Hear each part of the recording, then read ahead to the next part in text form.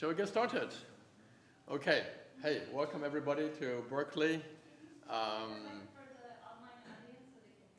Sorry? Closer to the mic. Oh, this is the mic. Okay, good. Cool. Yeah, hey. There's an online audience, so be careful what you say. Be careful what I say. So this is the Science and Engineering Consensus. This is the fourth time we've been doing this. So the first two times were at Stanford. Last year was in New York. This year now we're at Berkeley. It's like a whirlwind tour. God knows where we'll be next year. God knows where I'll be next year. The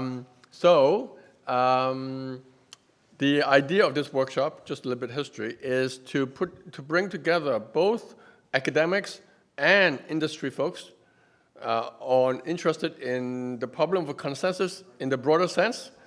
And so we've been doing this for 4 years in a row, and every year we bring in almost half academics, half industry, and so that's this year as well. Before I continue, I should thank our sponsors. So this event would not be possible with industry co-sponsors from POD, represented by Dionysis here, and Babylon.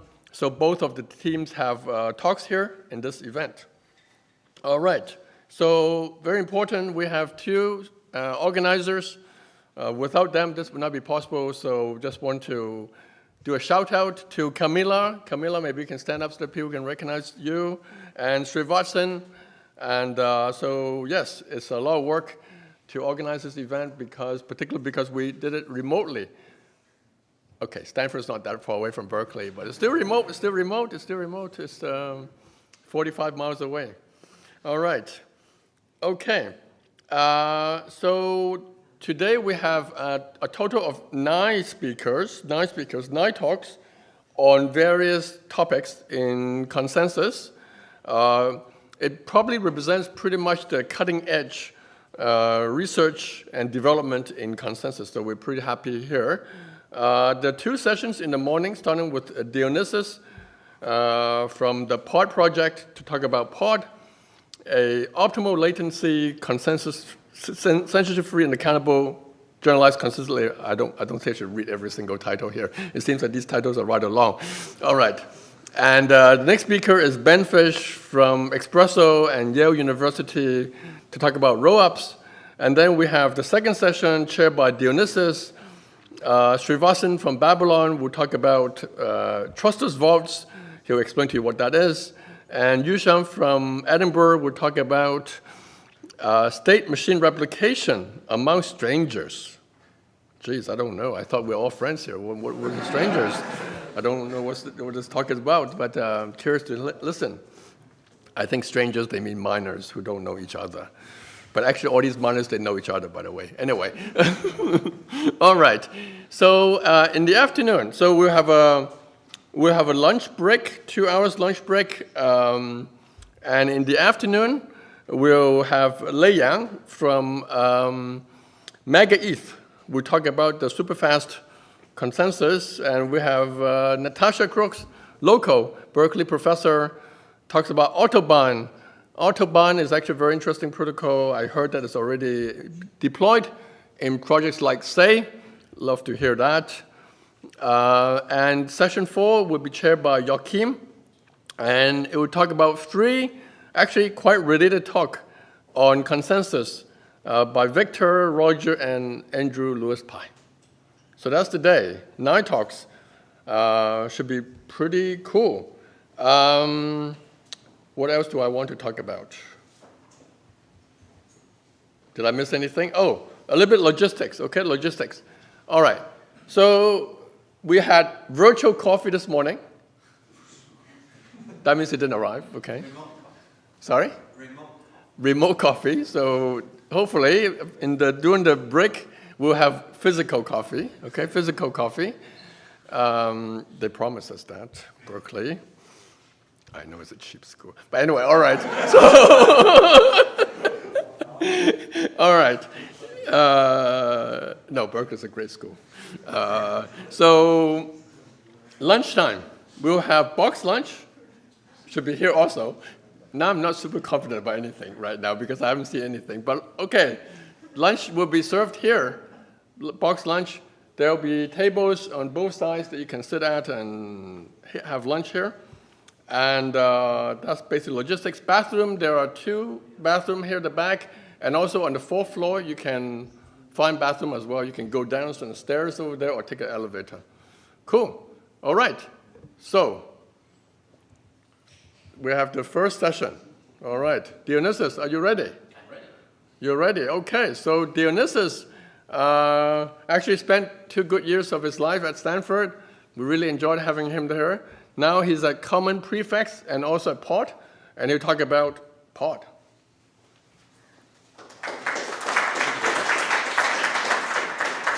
Yeah, thanks, David, and thanks also to David for organizing. So very, very important.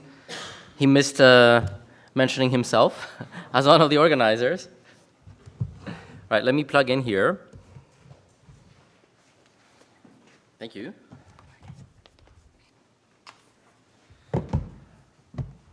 All right.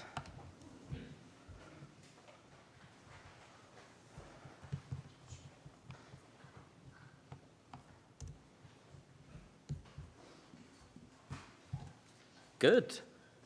Okay, I think this is working. All right, so good morning. Thanks for coming to this, the best day, in my opinion, of SBC workshop, consensus workshop.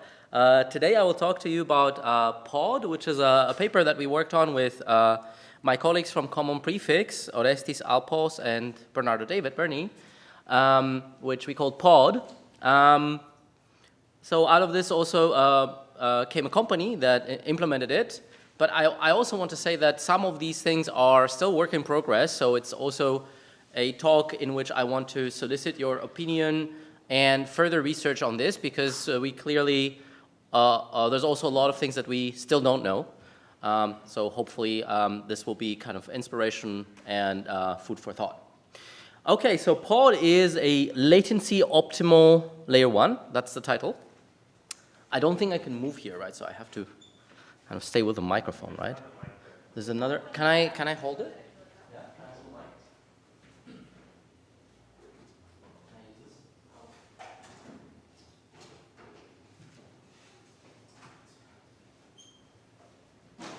Right, okay, yeah, that's fine.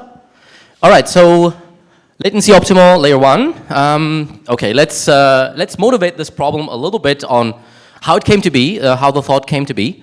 So what inspired us to do this work is we were looking at kind of traditional Web 2 services that are offering services like payments, services like PayPal, let's say, for example, right? So in these services, what you have is you have, probably not visible, right? Okay, so you have a server in the middle. Maybe it's like some sort of HTTP server, and then you have a couple of clients that want to interact, and you don't want them to interact directly. Maybe they don't even know each other, right? So you're using an intermediate server to help you out there. So that's a central party in all of this. And then there's a writer client on the one hand initiating some sort of transaction. That writer client pushes the transaction to the server, and then the server maintains some sort of log, as we know from the blockchain world, right? And then pushes that transaction to the reader client.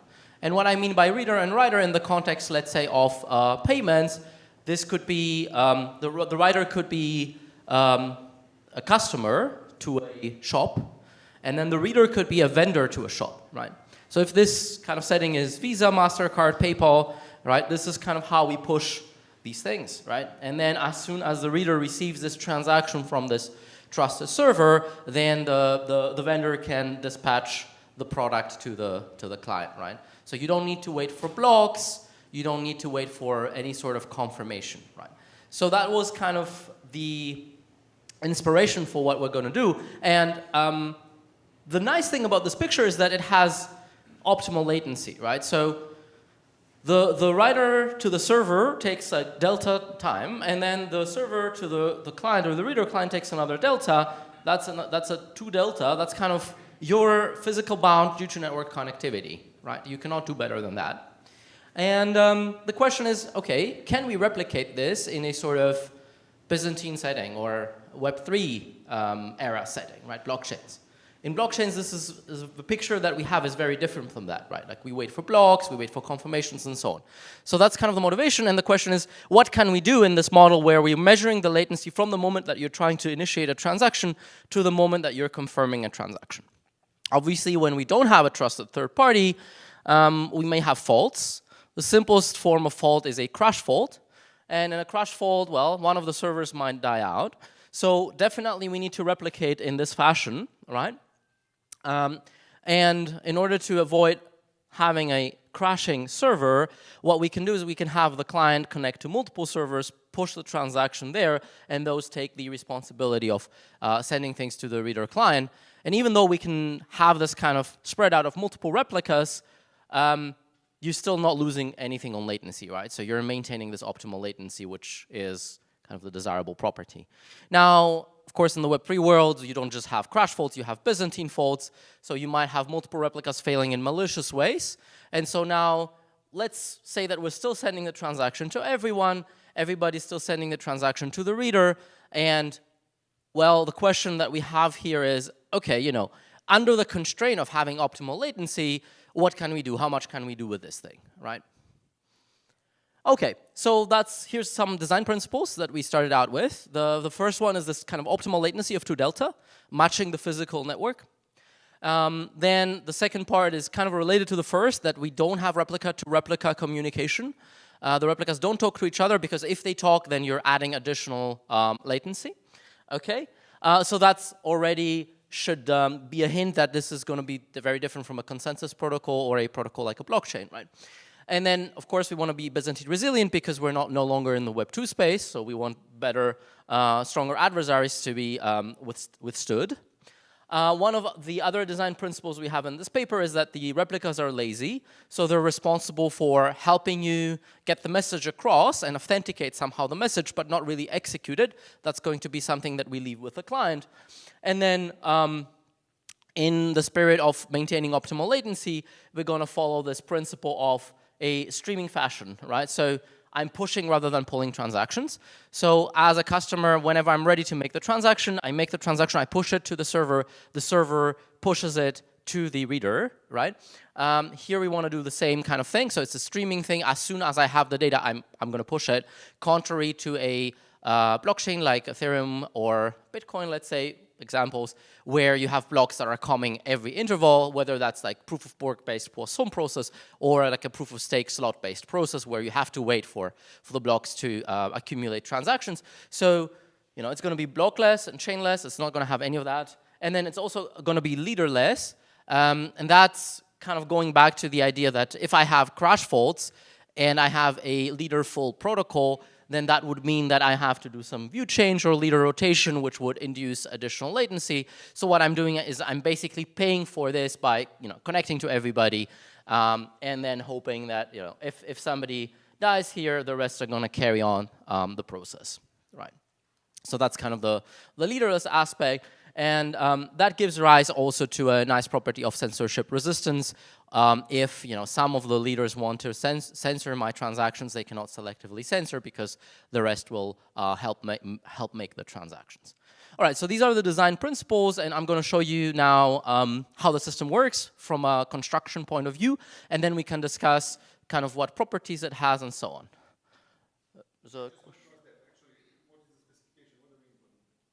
Yeah, that's I guess the talk is a little bit backward here. Like, I'm not starting with properties and then satisfying these properties, but I'm kind of starting with a motivation from Web 2 and then saying, okay, can we achieve this optimal latency?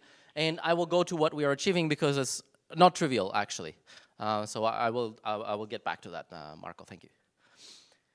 Okay, so let's go through the kind of components of the construction. So we have the writer on the one hand. The writer is implemented pretty much in the obvious way. So the writer knows and connects to all the validators, all the replicas.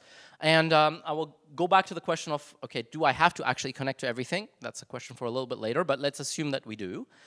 So what the writer does is it keeps active all the connections to all the replicas. Whenever it wants to make a transaction, it signs a transaction, broadcasts it to everybody. And when I say broadcast, I don't mean like reliable broadcast, like literally sends the transaction to everybody. And that's pretty much it, right? So, by the way, I've separated the writer clients and the reader clients, but literally these will likely be the same kind of wallet, right? That will be able to both receive and send payments, but just for simplicity of presentation, I'm splitting them up. Then in the middle, I have the replica, of which we have like n copies. And the honest replica performs a very simple process. What it does is it maintains a connection to all the clients. Okay, so that's happening all the time. And then as soon as it receives an incoming transaction from one of the writers, what it does is it appends it to a local log. And that log is a local copy that it only has, right? So it's its own opinion about what transactions happened in what order. And then what it appends is the transaction that it received together with a timestamp that it has based on its local clock. And for today's presentation, I will assume that all the clocks are perfectly synchronized, although you can get similar results with a little bit of discrepancy if you have a little bit of drift. Okay, and then what it does is, well, whenever it wants to push something to the readers, which is as soon as it receives a transaction, because we're making a streaming system, what it will do is it will sign with its secret key the whole log that it has and create a signature that it will push to the clients together with the log. Okay, and then by the way, this payload that is quite big, we will optimize it later to make it smaller as well. Okay, that's the honest replica. And then the reader, what it does is, well, it receives logs from all the replicas. And then what it does is it has a confirmation rule to tell it when a transaction is confirmed. And it will consider a transaction confirmed if 4/5 of the replica have signed that transaction in some position in their logs, although they may not all agree with what that position is. Okay, so that's kind of the construction, and obviously from exactly this number, as consensus experts, you are already seeing that my resilience is not going to be better than, you know, below n/5. So that's something that I'm willing to give up. I'm willing to give up the usual kind of 1/3 resilience to get this optimal latency. And now the obvious question is, you know, okay, I have this construction. What exactly does it achieve? What does it tell me when a transaction is actually confirmed, right? Okay. Lastly, one of the design principles was no communication between the replicas, right? So going back to that, that's kind of necessary to avoid additional latency, as I mentioned. But then this also induces a problem, right? It gives rise to a problem that, well, the logs of each replica might be different. And that's especially if my writer client is malicious and might send transactions to different replicas in different orders, for example, a double spend of sorts, right? Good. So does this actually achieve consensus, or can we modify it to achieve consensus, right? So let's go back to, well, I mean, there's a little bit of lingo here, but I will focus on the state machine replication problem in which we're trying to achieve liveness and safety in the way that we know it. Okay, so for the liveness aspect, well, what the definition says is, if an honest transaction tries to be pushed, then it will eventually get confirmed, and this should be obvious that it's achieved, right? The confirmation happens very, very quickly, in fact, in optimal latency, as long as I have my resilience there. Okay, good. And then obviously the elephant in the room is, do I have safety in this? And the answer is, well, probably no, right? I don't have safety in the way that we're used to, but maybe I have something weaker. Okay, so let's remind ourselves, what is the traditional safety? So safety says if you have two honest replicas and they report logs, so in the view maybe of two different clients or the same client, right? I have two different logs, L1 and L2, right, in the view of clients. And then these logs, what they should have as a property is that one is a prefix of another or the other way around. So if these are my transactions, one of the logs is bigger, one of the logs is smaller, but the smaller log should be a prefix of the bigger one, right? So that's something I don't really have exactly because, well, I'm not really, there's no really, I didn't even define to you how to make an order of transactions yet, right? So I just told you, just put a bunch of timestamps there, define a confirmation rule, yeah. So this is something you don't have, especially because the replicas might see different transactions in different orders and they don't communicate. Okay, so clear. And by the way, we could not possibly achieve it in 2 delta latency in the way that I define my latency from writer to reader. We have known impossibility results for this. So what do we achieve? Right. So what we're doing with these timestamps is that we're placing the timestamps in a sort of order, right? We're ordering the timestamps. And each client might see potentially a different bunch of timestamps. There are 4/5, so they might see a different sample. And by the way, we have an adversary who could also equivocate in timestamps, so they might see quite different things there. And the way that we place things in order in the view of one client is we take the median timestamp among the 4/5, right? So we place all the timestamps in order. Here I have 5 of them, and then I take the middle one, right? And that's where I place my transaction on, let's say, the timeline where each transaction happened. And so that gives me a very natural order, which stems from the timestamps of each transaction. Okay, so here I've seen 4 transactions as one client, and I've placed them like this. And you can see actually the orange and the blue timestamps, some of them are in this order, right? And some of them are in this order. And in my view, as a client, it happened that this one is here and this one is there. But if a different client gets a different bunch of timestamps, maybe from some different honest replicas or some equivocating adversarial replicas, they might place these transactions in a different order, right? So I don't really have the usual safety. Okay, but I do have something called generalized safety, and that property is the following. So consider one transaction, the orange one, as it is viewed by 2 different clients. These 2 different clients see a bunch of different timestamps, right? So some of them are matching, and some of them are different. And what they do is they extract a certain confirmation timestamp by taking the median. And the property that we have here is that the confirmation timestamp of one client is going to not exceed the maximum timestamp among the ones that another client has seen in one of the quorums, which is 4/5.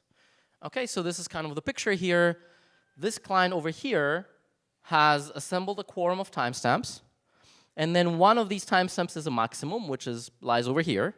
Okay, and this gives me kind of this line. And then the other client has a median timestamp over here, that's over there, and the property that I want is that this thing is an upper bound for that thing, right? So I'm comparing the confirmation timestamp in the view of one client with the maximum timestamp in the view of the other client, and I'm saying that this cannot really exceed that. And also vice versa for the lower bound, right? So the minimum timestamp in the view of one client is a lower bound for the confirmation timestamp for the first client. Okay, so that's the generalized safety that I have. So that means that transactions can actually move around and change order a little bit in the view of different clients. However, they will not exceed these bounds. Okay, so that's the property that we have here. Let me do a proof sketch. So if you're consensus experts, maybe it already makes sense to you why this is true, but let's maybe go through it. So let's suppose that an adversary is trying to break this generalized safety, so break these upper and lower bounds for a particular transaction, this orange transaction. And then what happens is that the honest parties, which are there's 4/5 of, they've created certain signatures that I'm placing here in boxes, right? So you can imagine each of these boxes contains like a bunch of different timestamps, of which there are n/5 in each box. Okay, so that's 4/5.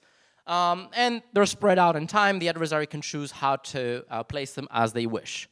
Now, if the adversary wants two clients to differ in what they believe their timestamps to be, and one of them to have a confirmation that is pushed to one side, and one of them to have like a maximum that's pushed to the other side, what the adversary will do is they will try to create, well, a quorum for one client and a quorum for another client that are different. Okay, so to create a quorum and push that quorum to a timestamp that is towards the left, the adversary takes the 3 leftmost, 3 n/5 leftmost timestamps, and then adds some adversarial votes even further towards the left. Okay, good. And that means that the client 1 now places the confirmation at this point, which is the median among these 4 n/5. Okay, but to cause a discrepancy, the adversary will now take the upper 3 n/5 votes and use them to convince the other client that the confirmation is going to be on the right side. And towards that purpose, the adversary will also equivocate and places some timestamps on the other side of the timestamps, right? So now what happens is that client 2 confirms there. Now let's compare what happens to the minimum and maximum between those two, right? So the maximum that this client sees in this kind of worst case scenario, worst case picture, is exactly the bound that happens to be on the median of client 2. So the maximum of client 1 is the median of client 2. And also vice versa, right? So the minimum here of client 2 is exactly coinciding with the median of client 1. Okay, so hopefully geometrically this picture makes a lot of sense. This is a sketch, obviously. There's a full proof in the paper that you can take a look at, but it should be pretty obvious how to carry it on formally. All right, and by the way, if I actually want to violate that property, I do need to exceed the resilience of 4/5. So I need a few more votes than 1/5, right? So if I'm the adversary, I need to push that transaction a little bit there, or push that transaction a little bit there. And so that gives me the accountability property, right? So any of these certificates that allow me to violate that property, if I take them together, then any observer that sees both of them has the equivocating votes and can hold me accountable. At least one-fifth of the population can be held accountable, right? So you have accountability kind of automatically here. Good. So that's kind of the construction. Those are kind of the properties that it achieves as a primitive. And then the question that I have also for you, it's kind of an open question that we're still working on, is, what can we do with this? What is this primitive useful for? And we know that it's useful for certain things. For example, we can do payments with this thing. And if you've seen kind of literature that has appeared,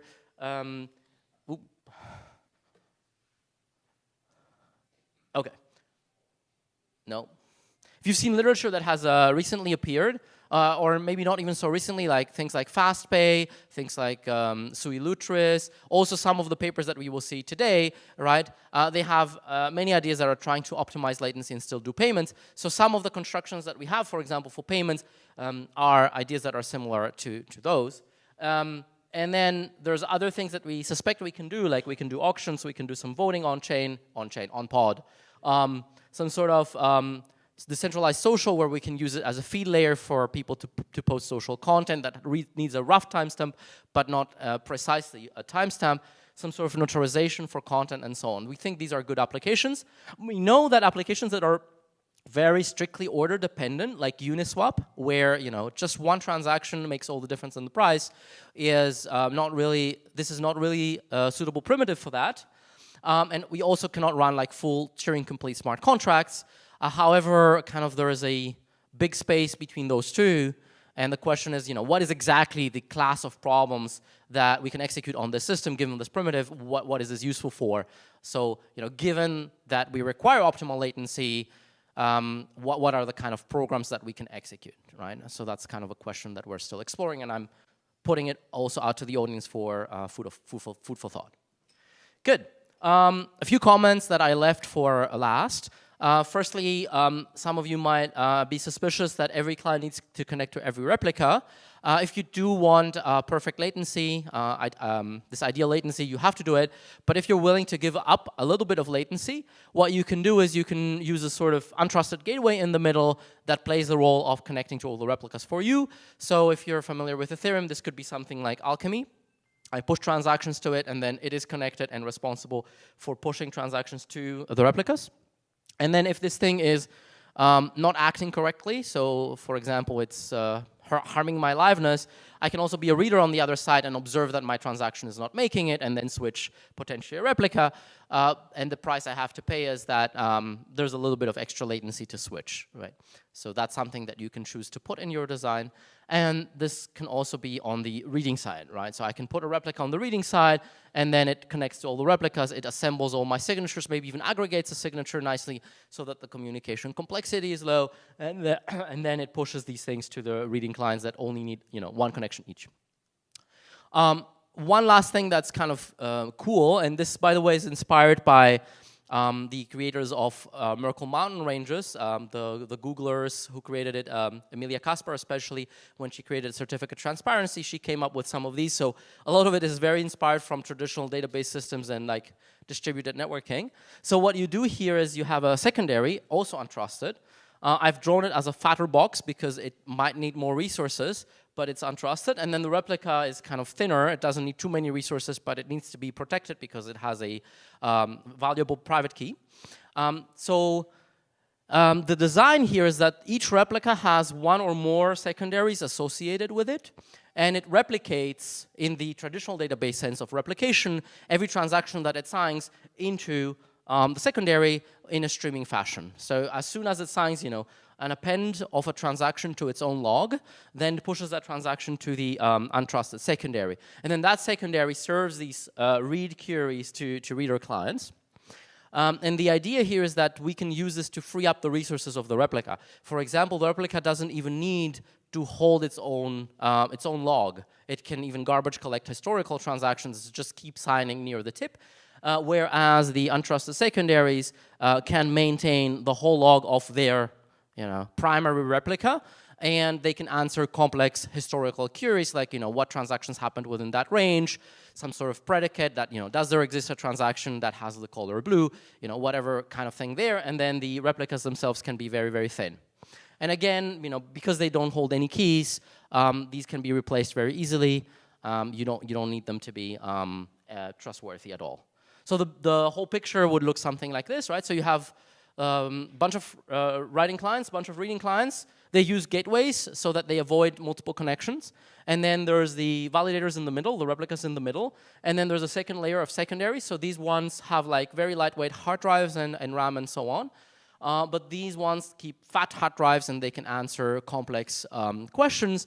And then lastly, each of the gateways connects to one secondary per replica, right? So that it can form a quorum, and then those quorums are potentially aggregated and forwarded to the clients, right? So it's a very, very much akin to traditional pictures that you would see in Web 2 databases. Yes, Marco? What happens to your delta and optimal latency? Yeah, so if you adopt write gateways, you automatically lose optimal latency because, well, you have to do this round trip, and this might fail as well. If you want optimal latency, you have to kind of directly choose to connect to a replica, right? So this is a trade-off that you want to make. Like, if you want optimal latency, you have the option of directly connecting to a replica, but if you're willing to give it up and have fewer connections and just connect to one thing that is helping you without losing any sort of safety, but giving up a little bit on liveness, right? You can choose to use this architecture. So this is an opinion of the client, whether they want to go this way or that way. Same happens with the secondaries, right? If you want to use a secondary, well, you may want to introduce kind of an existential honesty assumption and have like 5 secondaries per replica, of which you assume one is honest and maintains a kind of good history, right? So the assumptions do change a little bit here. Yes? So am I correct that there's an assumption here that if a client hears a timestamp from a good replica, the client will never hear like an earlier timestamp from that? Yes, exactly. That is kind of implicit, but in the construction it is explicit. Yeah. Mm-hmm.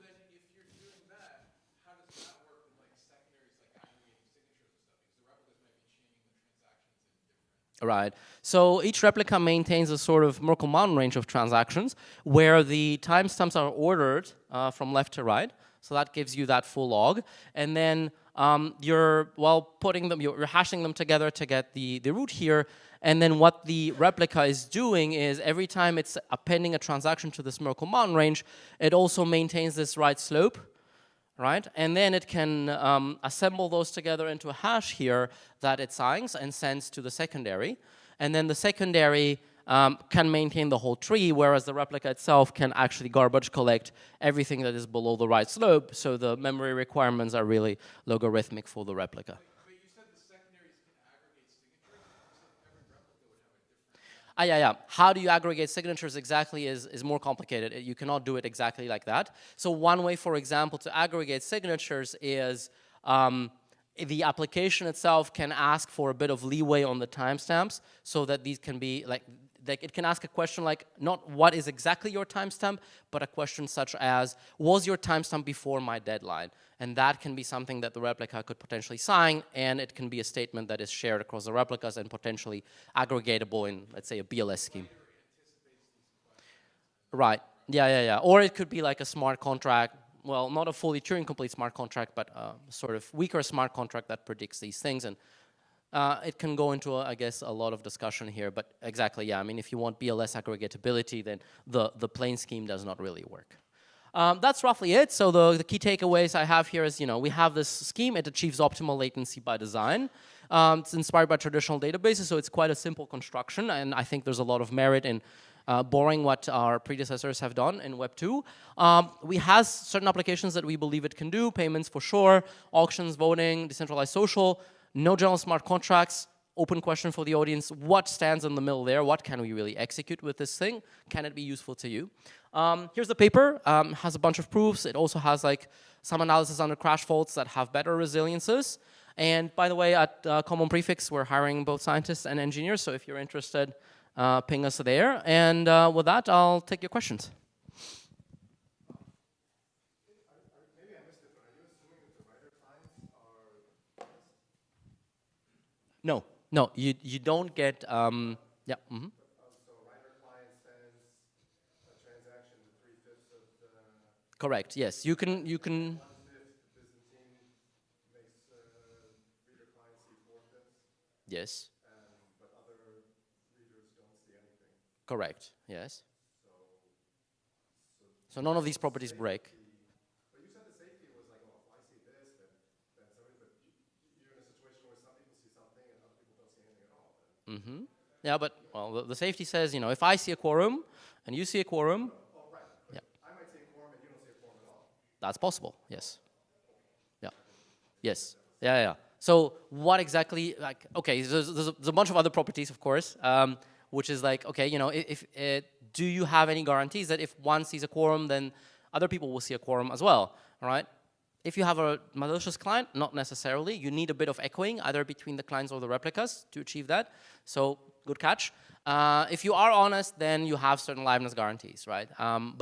Yeah, these like one of the tricky things is that these quorums can grow actually to be quite large if you have malicious replicas that are, malicious clients that are writing with large time discrepancies, right? So then your guarantees can be quite varied. Yes. Yes.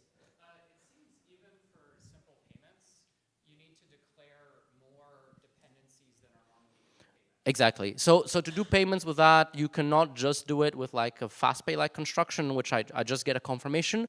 You need to have a way of saying, look, here is a valid certificate that the money I'm spending is valid, that I'm carrying on with my new payment, and that thing contains kind of its whole chain of money changing hands.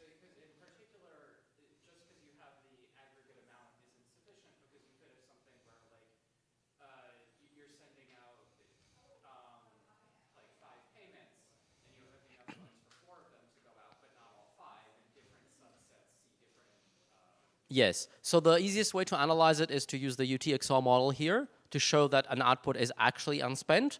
And one kind of nuanced thing that you need here is a property that we call past perfection, in which if a client sees a certain timestamp, it knows that no new transactions will ever appear before that timestamp. So I know that I'm clear, here's my universe of transactions that I might ever see before that timestamp. Nothing new will ever appear with a timestamp before that confirmed, even though a replica might vote for an earlier timestamp, right?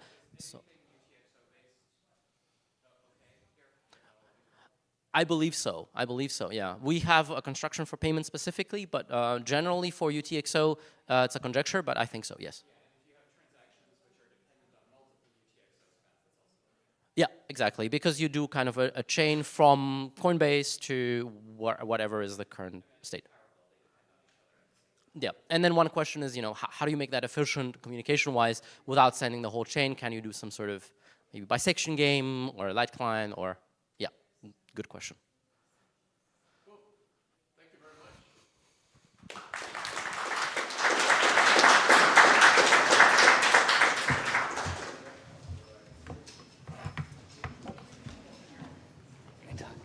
Thank you.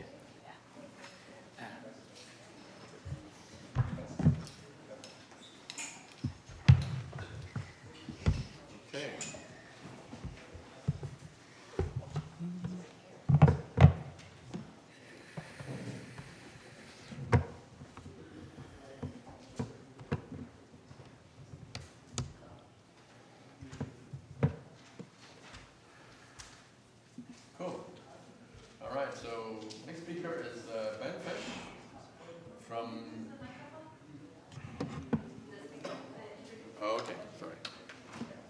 Okay, great. Our next speaker is Professor Ben Fisch from Yale University.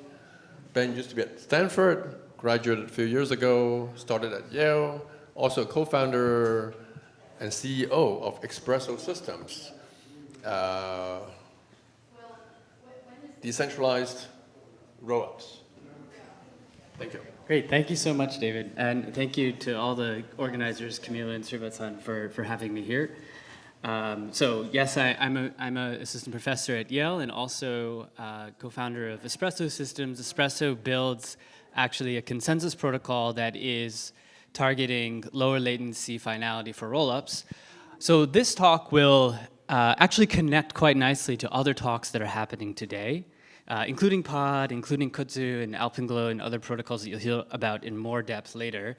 But I'm going to focus through the lens of a particular application of consensus to specifically rollups. And what is different or unique about supporting rollups? Well, rollups separate execution and ordering.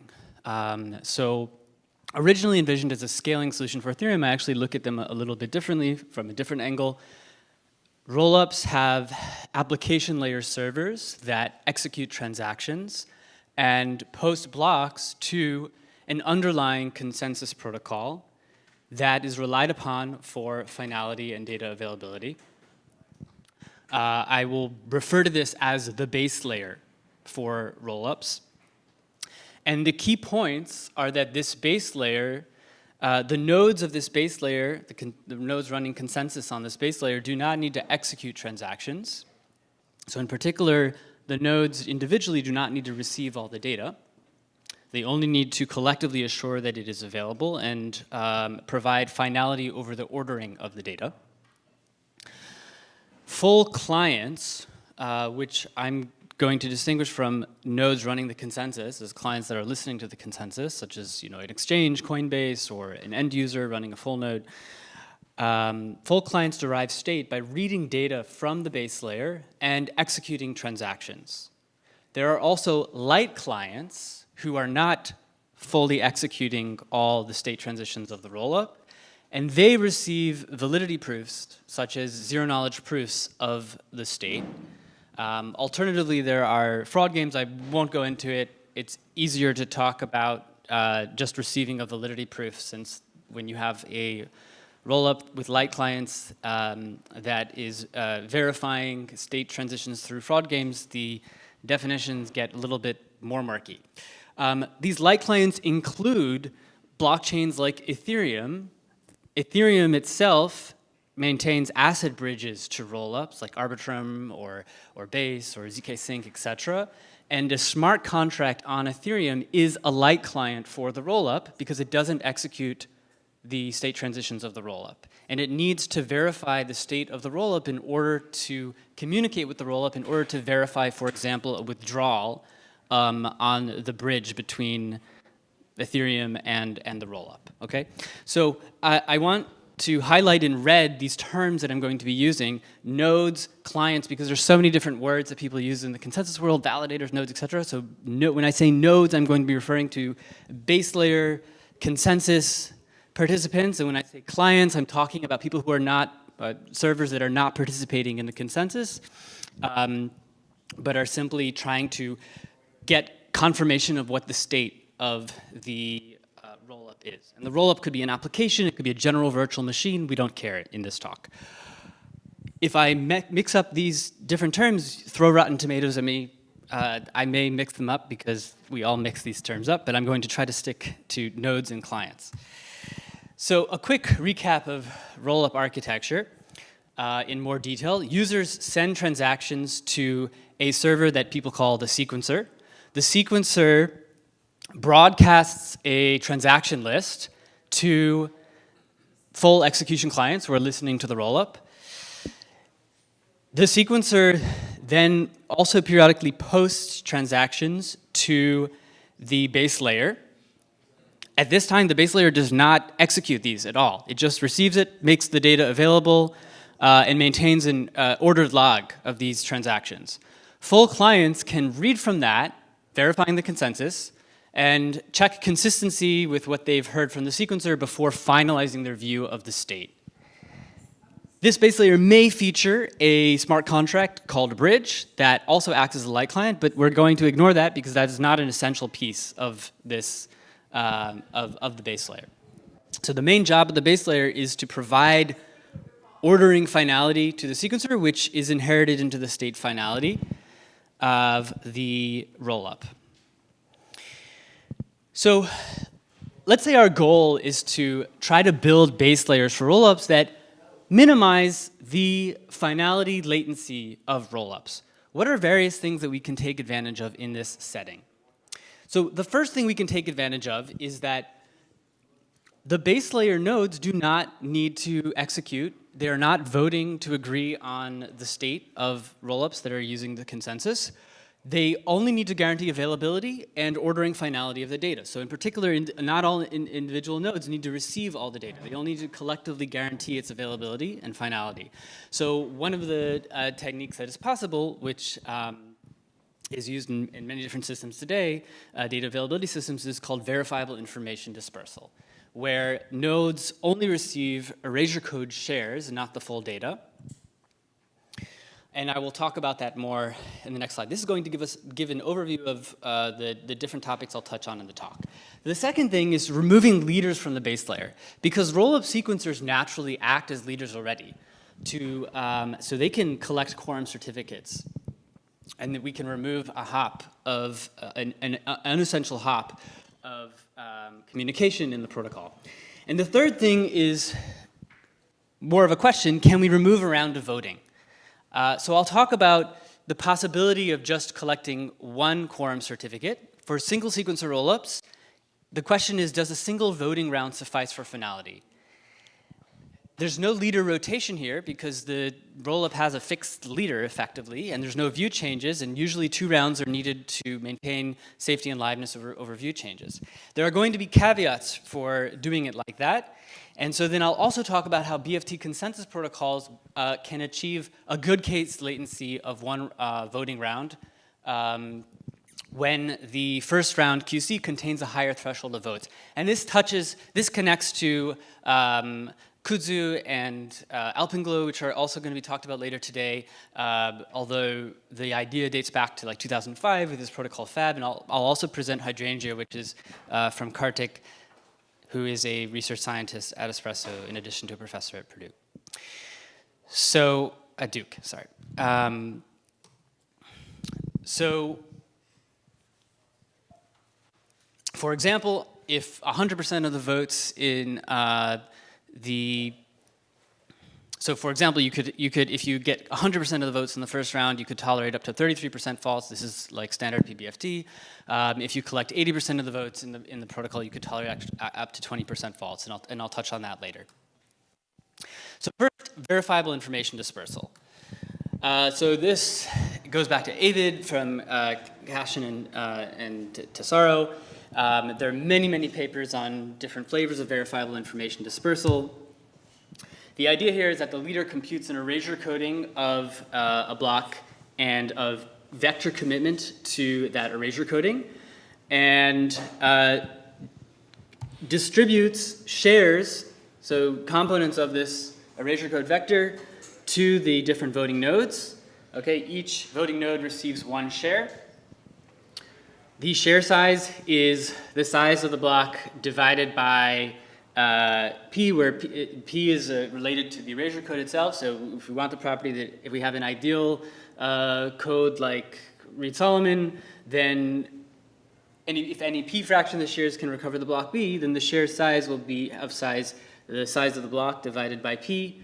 Now, we're distributing it over all the nodes, so we also divide by n. So the total communication, if you multiply by n, is going to be B divided by P. So it's going to be a constant amount of communication in the block as opposed to sending B, the size of B times n. So you're saving more and more communication the more voting nodes that you have. So this can help both for throughput, but also for reducing latency, because you have to communicate less data overall. Now there's 2 options for verifiability. The first option is for each voting node who's receiving the share to verify a proof that C commits to a correct code word, where the ith component is indeed this share that it is receiving. But if this is done on the critical path of consensus, then even though we're reducing the amount of data that we need to broadcast, we're competing this extra proof. And so if this happens on the critical path of consensus, it can actually kill the latency gains that we achieved in the first place. So there's this beautiful idea that was, I believe, first introduced in dispersed ledger, which is... I'm going to trade mics with you because you talk with your hands a lot. So. Okay.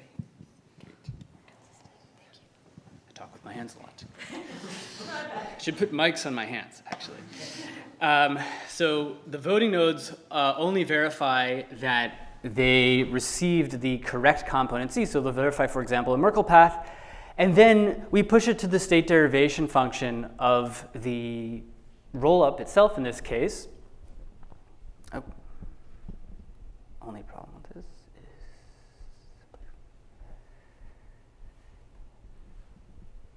Okay. So yes, so we would push it to the derivation function to skip improperly dispersed blocks. So for example, if C is determined later, and this could be done through a proof, to not be a correct commitment to a correct code word, then the state transition function would just skip over it. So we push it off the critical path of consensus. So this is a very good thing to do if you want this technique to save latency. So the second thing I mentioned is rollup sequencers are effectively leaders, especially if we're talking about rollups that have centralized sequencers. And so having the rollup sequencer send the block to a leader of the base layer consensus wastes a round of communication. So because each sequencer is still semi-permanent independent leader, now there are caveats to this, right? Because there's also force include transactions that you want to get through on the base layer. You may have sequencer failovers where if a sequencer goes down for a period of time, then you use the base layer consensus to introduce a new sequencer.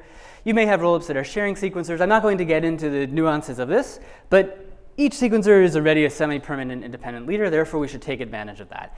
And one way to do that is essentially to implement multiple parallel instances of consensus. So if you have each sequencer basically acting as a leader, then the base layer doesn't run one consensus, but effectively runs a different consensus protocol for each a rollup in parallel. You can imagine if it was only one round of voting, it would just be a very simple protocol that actually looks exactly like pod, right? Where you just have nodes listening directly to sequencers as clients, voting, and then handing the quorum certificate back to the leader, okay? And if we have multiple rounds of consensus, you would just go through multiple rounds with each sequencer. So connecting to that point, does that suffice actually? Does it suffice to have one round of voting only, especially in the setting where we have a fixed sequencer? So normally consensus requires at least 2 rounds of voting to maintain safety and liveness over view changes. But for rollups with a fixed sequencer, let's just say this sequencer collects a single QC. So let's say that it's 2/3 of the votes are required for a QC, just like in PBFT, Tendermint, hot stuff, etc. And let's say that that's all we do, just sequencer distributes to the nodes provide votes, and as long as the sequencer can collect 2/3 votes, then it can convince clients that the block is final. So we also need to make sure that nodes only vote for a block extending a prior block with a valid QC, and will never vote for conflicting blocks for the same rollup at the same height. Okay, so what might go wrong if clients treat this single QC as confirmation that a block is final? Well, at first glance, it seems okay, right? Because quorum intersection, maybe this is an application of pod, right? So quorum intersection prevents equivocation, as Dionysis was talking about, right? The sequencer can't collect QCs for conflicting blocks, but the sequencer can split the voting nodes by sending conflicting blocks to each to say half of the nodes. It can cause a deadlock. But the fixed sequencer is already responsible for liveness, so maybe we don't care about that. There's a caveat though, right? Rollups don't really want to have the property that a single sequencer could permanently kill the rollup liveness. Right? They would need to have some kind of unlock mechanism. So let's give a straw man. Let's say let's say there's this independent BFT consensus protocol. Maybe it's the base layer, maybe it's something else. And in the event that a sequencer is deadlocking all these voting nodes, then we'll try to get out of it by leveraging this separate BFT consensus protocol. Okay, so we can have nodes basically send some timeout message through the protocol with their latest lock, very similar to how recovery mechanisms work in regular consensus protocols. And once enough timeout messages are seen, let's say the nodes just leverage this BFT consensus protocol to elect a new sequencer and block extending the highest QC. So the reason why this doesn't work, okay, it seems to work at first glance, is that any unlock mechanism must involve listening to clients. Remember, clients are distinguished from nodes that are participating in the consensus protocol. A client could be like Coinbase, which is not participating in the consensus protocol. And if the sequencer collected a single QC and gave it to Coinbase to convince it of the finality of certain transactions, and then didn't distribute that QC to any of the other nodes participating in consensus. So for example, maybe it broadcasted B to 2F honest nodes. It corrupted one node, collected a QC of 2F plus 1 votes, gave it to the Coinbase. But none of these nodes here ever saw that QC. Then they may end up going through some recovery mechanism that completely ignores the fact that Coinbase saw this QC. And so we'd have to have Coinbase participate. We'd have to do something like have a solicitation period where all clients that got convinced of finality of transactions would actually present the QC to the voting nodes. We could have a solicitation period like that. It's a big change to the model. Like, I don't know that Coinbase would feel comfortable doing this, but basically anyone who relied on the finality would have to now pay attention to timeouts and participate in unlock mechanisms to protect themselves. So it's a big change from the way clients participate today. So the question is, okay, can we have consensus with a good case 1 QC path that doesn't require clients who are relying on this 1 QC confirmation to stay online and participate in the consensus protocol? Okay, and so the answer is yes. There exist protocols where the number of nodes is 3F plus 2P plus 1. They tolerate up to F Byzantine faults in the worst case, but when P at most F nodes are corrupt, then clients may confirm upon seeing a single QC of size n minus P. And there are many works, starting with Fab by Martin and Alvisi in 2005, and Kudzu and Alpenglow, which you'll hear about today, match this result as well with a simplex style protocol. So Fab was kind of more in the PBFT style realm. And so let's look at some examples of this. So for example, if you have P equals 0, then you can tolerate 33% corruption, just like Tenderman or Hot Stuff or PBFT. And in the good case, if you get 100% of the nodes voting in the first round, then you can actually just confirm. Another setting would be P equals F, so you could tolerate 20% corruption, but you need 80% of the votes in the first round to get a QC. And this is the setting that Alpenglow and Minimeat use. You can get another example where P equals F over 2, 25% corruption, and the good case QC would be 87.5% of the votes. So hydrangea is another paper in this line of works that just came out recently by Nivesh, Aniket, and Kartik. So Kartik's a research scientist at Espresso, which is why I'm focusing on this in particular. But the nice thing about it is that it generalizes these results in a way, although it provides a particular protocol in the PBFT hot stuff style. And it looks, in addition, at crash faults. So it says for n equals 3F plus 2C plus K plus 1, the protocol can tolerate F Byzantine faults and also C crash faults. And nodes can confirm upon seeing one round of n minus p votes as long as p is less than or equal to c plus k over 2. And nodes will confirm in one round when at most p nodes are faulty. Because if at most p nodes are faulty, then we will actually get n minus p votes in the first round of voting. So example parameterizations here would be, let's say that C equals F, K equals 0. So this could tolerate 20%. It could match all the results that we said on the other slide. But in addition, let's say that we have 20% crash faults and 20% Byzantine faults. The good case one round QC would be 90% of the votes in this case. Another parameterization would tolerate only 13% Byzantine, up to 20% crash faults, but the good case QC would only require 80% of the votes. So let's give just quick intuition about how this works. So what can go wrong with a single round of votes? So suppose a client confirms block B upon seeing 2n/3 of the votes. Suppose no consensus node saw 2n/3 of the votes, and thus none locked on B, even those who voted for B. So in this case, nodes locking on B without seeing a QC, this can lead to a deadlock. If a leader change occurs, then the next leader proposes and could drive consensus around a value B prime that's not equal to B. Okay, so this is what goes wrong with just a single round of votes. Right? So the first observation is that nobody locked on B, okay, but 2n/3 nodes voted for it. So why not provide this info to the next leader and have them use it? Repropose B. So a problem that can arise here is that if the first leader is malicious and gets 2n/3 votes for B, and then n/3 votes for B prime, then it could use that to get a client to confirm B. The next leader would wait to hear from the first 2n/3 nodes. It can't wait for more because up to n/3 might be faulty.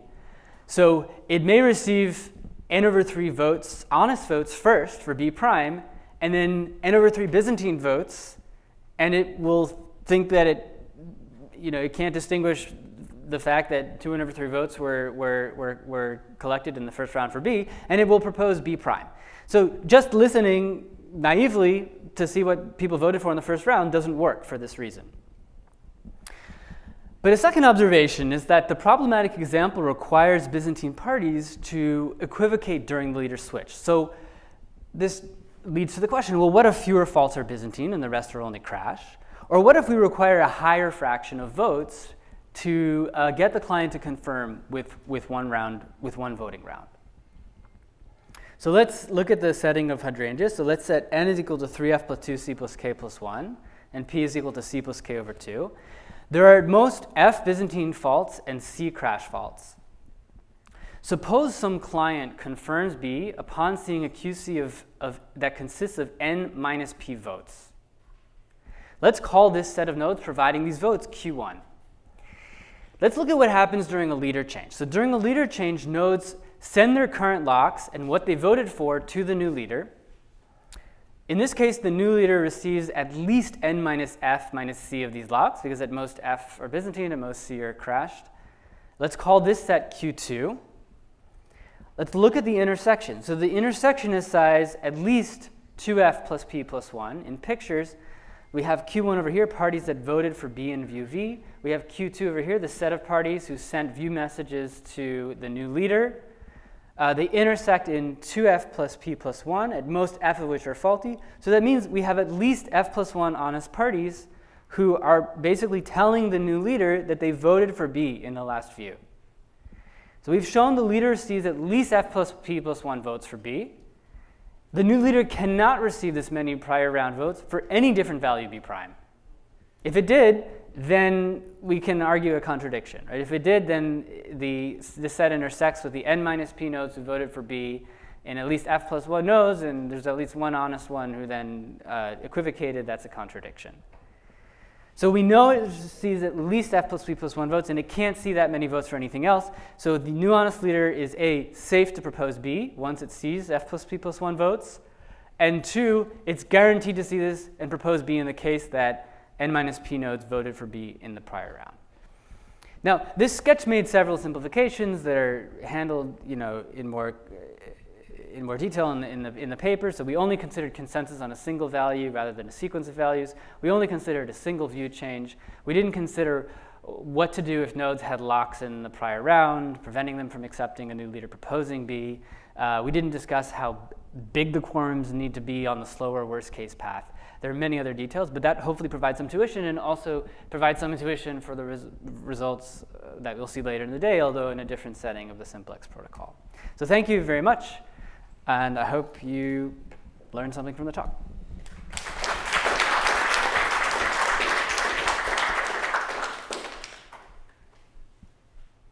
Any question for Ben? Yeah. So this is all great, and I also spent some time myself on this like long time ago. But what happens in real systems is that delta is not delta. It depends on the position of the server on the network, like how, like on speed of light and how far away from there. So when you translate all what you're doing to practical systems, like what are the implications, right? Because like searching for optimal latency on paper and on whiteboard is one thing, and then when you translate it to actual systems is a completely different one. Yeah, well, this is also why in the real world setting, it's good to have protocols that have optimistic responsiveness, right? So any PBFT style protocol has optimistic responsiveness. You don't need to know what delta is, right? This is in the partial synchrony setting, and so when we say good round latency, we mean that if you collect 80% of the votes in a QC, then you can confirm a client right away. So we don't really need to worry about knowing what the delay in the network is. If we're dealing with synchronous protocols, then that does become a problem. Yeah. Thanks, Bill. So yeah, kind of just a general question on the broad range of consensus protocols you have, with the parameterizations. Do you notice sort of any like minor? Do you notice the difference is becoming more minor and minor? The more sort of trade-off you start making. Do you think there's sort of like a broader pattern going on, which is sort of ideal or something that should be strived for? Actually, somebody in the audience who's I think thinking about this a lot is Victor. So I mean, there's like these simplex style protocols, these PBFT style protocols, right? Both of them can now achieve the result that I was saying in this protocol, like which is a better protocol. I don't really know the answer to that. At Espresso, we've been building on the hot stuff style family of protocols. We do find that in the end of the day, there are also a lot of implementation details that just go into minimizing latency that don't have to do with the number of rounds in consensus, right? We think that the rounds in consensus are the only thing affecting latency, but there's so many other systems level factors, right? So I don't know if that's the best answer to your question, but that hopefully addresses it. Yeah. Great. Okay, cool. Thanks a lot, Ben. Yeah. So just a few announcements here. So we have a bit of a misunderstanding.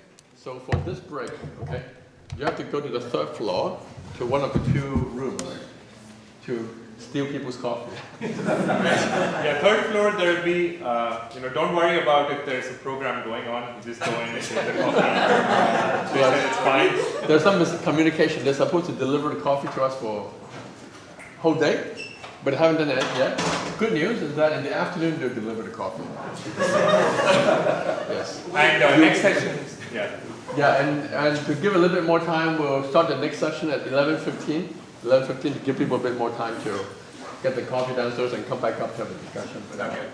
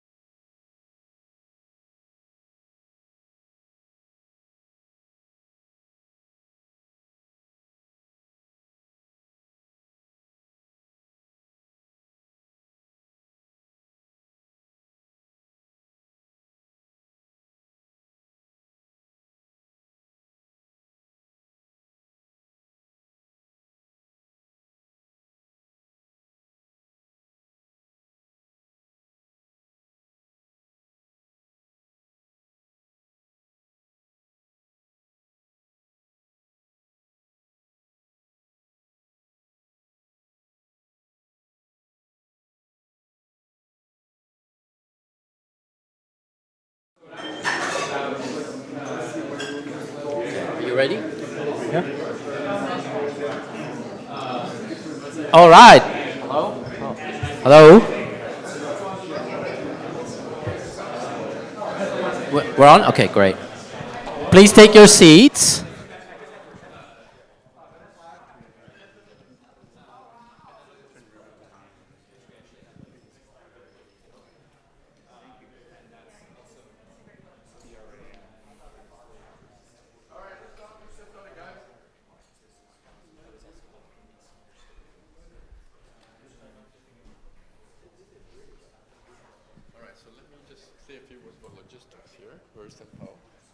All right, let's get started here.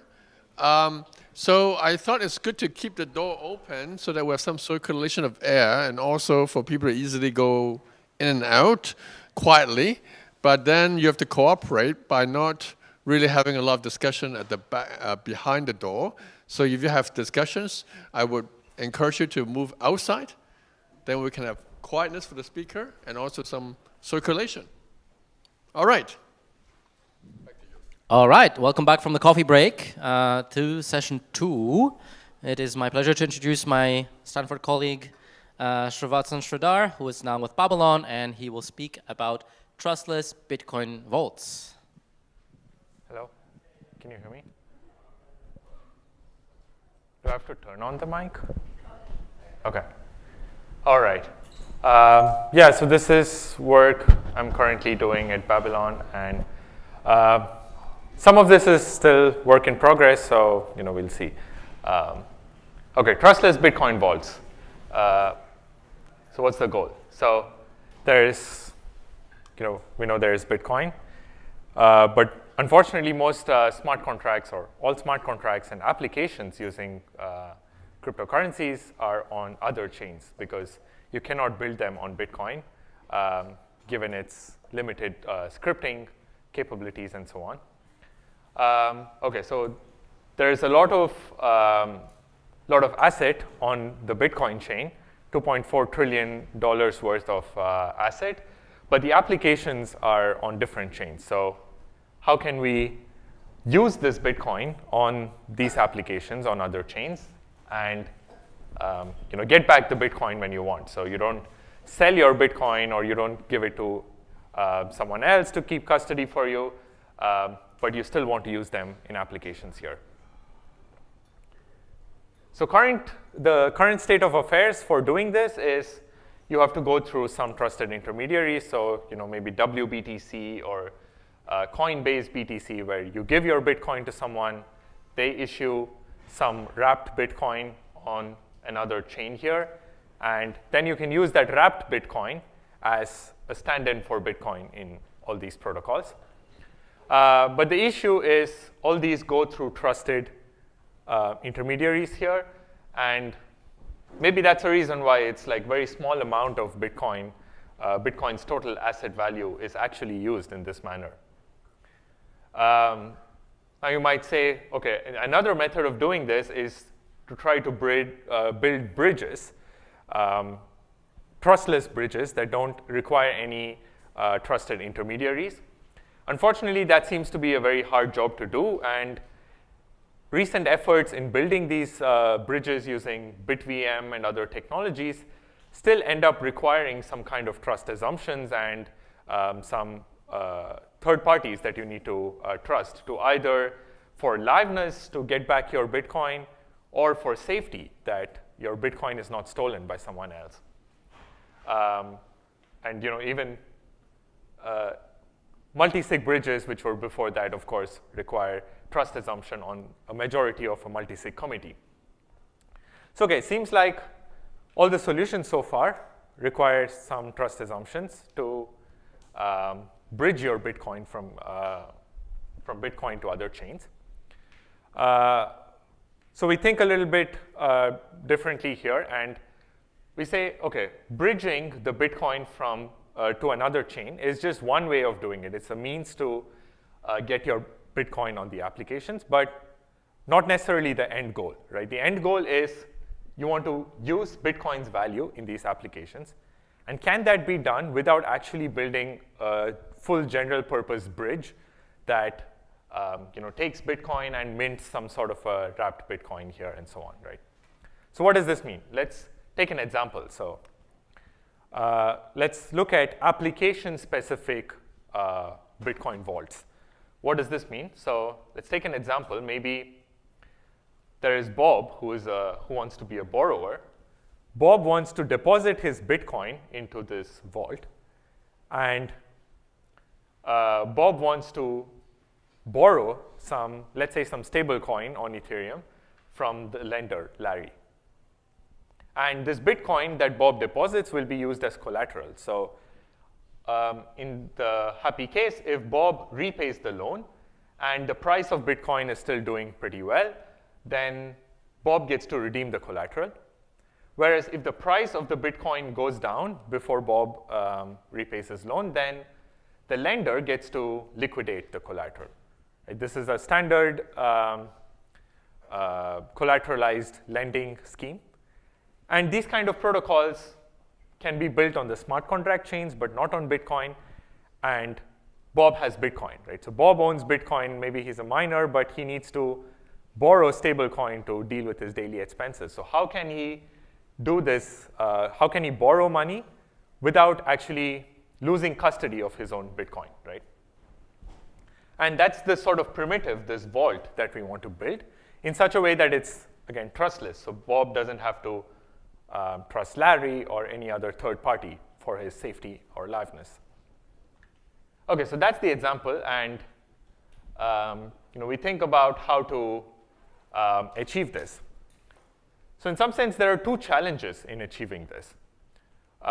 One is, OK, so what we're building here is this vault in which there is some Bitcoin locked. And depending on some condition on the smart contract on another chain, you decide which party gets to redeem the Bitcoin, right? So if Bob repays the loan and the price oracle says that the price of Bitcoin is greater than a threshold, all of these are part of the state of a smart contract on Ethereum or some other chain. How do you prove this state on Bitcoin so that only the right person can withdraw Bitcoin from the vault? So that's challenge number one. And this is hard because things are, it's very hard to compute things on Bitcoin directly. So you need to figure out some ways of, that's the reason the smart contracts aren't there in the first place. So we have to figure out some ways to deal with that.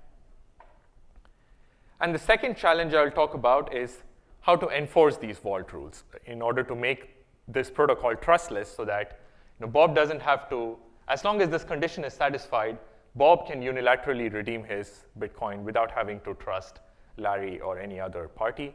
And similarly, the other way around. Larry doesn't have to trust Bob, and so on. OK, so let's talk about this challenge number one, which is how to prove smart contract state on Bitcoin, or in general, how to prove some off-chain computation on Bitcoin. So maybe let's, this is not a new problem, how to prove computation on a blockchain. Ethereum has done this for rollups, right? So rollups are scaling solutions. On Ethereum, the computation is done off-chain, but you want to prove that the computation is done correctly on Ethereum. And there are a variety of different tools that has been used to do this in the case of rollups on Ethereum. And so let's try to learn from those. So one idea is snark proofs. Succinct proofs of the computation. So let's say you have some large input and a large program. You compress it down to a small proof and a smaller program that verifies this proof, and run this verifier off-chain. Run the verifier on-chain. So the advantage is that the proof is smaller, the program is smaller. You can run this on-chain with less cost compared to computing the whole thing on the chain itself. And this is sort of the approach used in ZK rollups. Many of you know about it. If we try to do this on Bitcoin, it's simply infeasible because even this snark verifier program, if you want to implement it on Bitcoin's scripting language, then it's a program of like 3 GB size, just the program. And there's a block size limit of 4 megabytes, so it's not going to fit in Bitcoin. So this approach simply infeasible.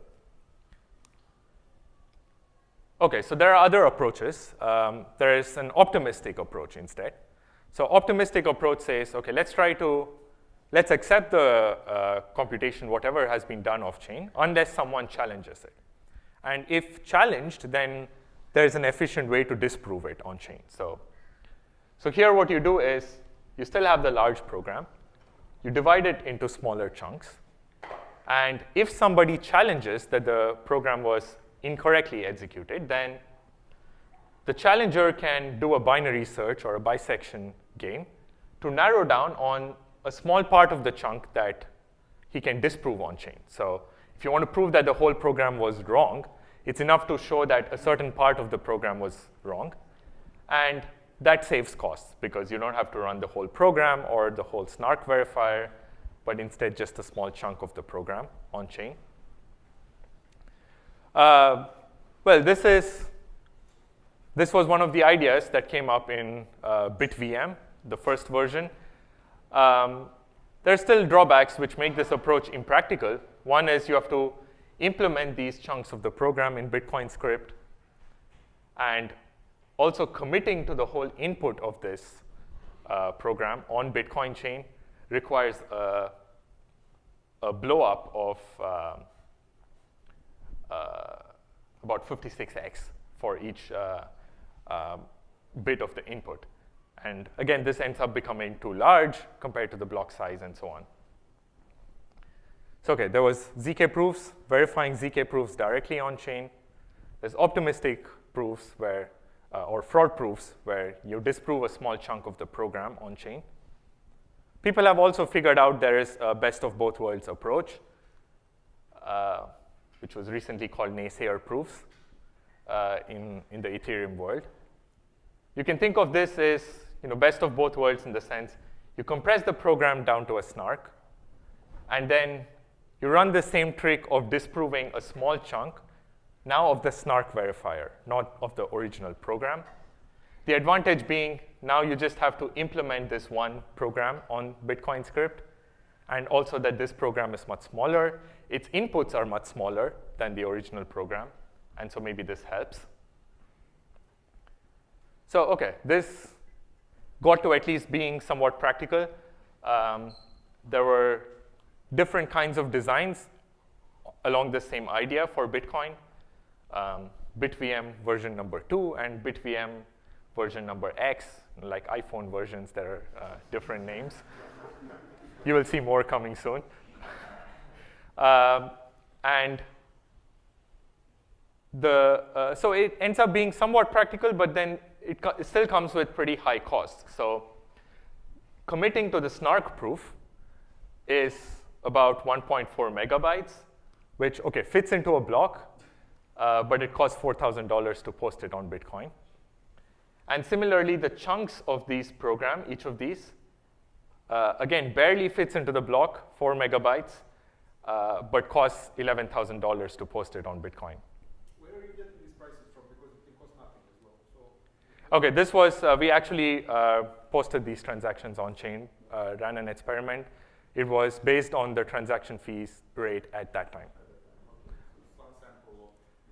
Yeah, it could cost much more if Bitcoin is congested. So this is sort of a practical case scenario.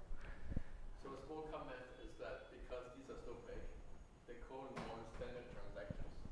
You have to pay extra to get them in. unless you're a miner yourself. Yes. So, yeah. So these actually cost more than sending it directly to the mempool, because these large transactions are not accepted by the mempool. Just as a point in time, do you remember what was the average sat per VB price? Yeah, so the mempools charged 3 sats per VB, but then because these are non-standard, you have to go through some services like Slipstream or directly interact with miners, and they charge us 11 sats per VByte. That's the fee rate. Okay, so it still ends up costing about $15,000 to just verify this computation on Bitcoin in this manner. Okay, so then we tried these approaches from try to learn from Ethereum, and then if these don't work, let's go back. Let's try to learn from Bitcoin instead. So what does work on Bitcoin?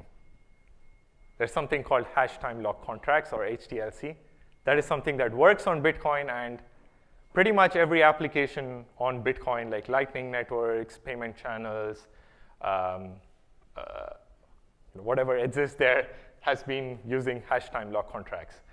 So what is a hash time lock contract? You can put in Bitcoin into a UTXO, which is just the terminology for a Bitcoin associated with a certain spending conditions. You can put your Bitcoin into a UTXO, which has two spending conditions. So either someone can reveal a particular secret. You have a commitment to the secret written into the UTXO. And if you open that commitment correctly, you get the Bitcoin. One guy can get the Bitcoin. So that's the hash lock. And then you have a time lock component. So if nobody reveals the secret within a certain timeout, then the Bitcoin has another path of going. So for example, it can be that if Alice reveals a secret, Alice gets the Bitcoin. Otherwise, after a timeout, Bob gets the Bitcoin, or something like that. So that's the concept of HTLC.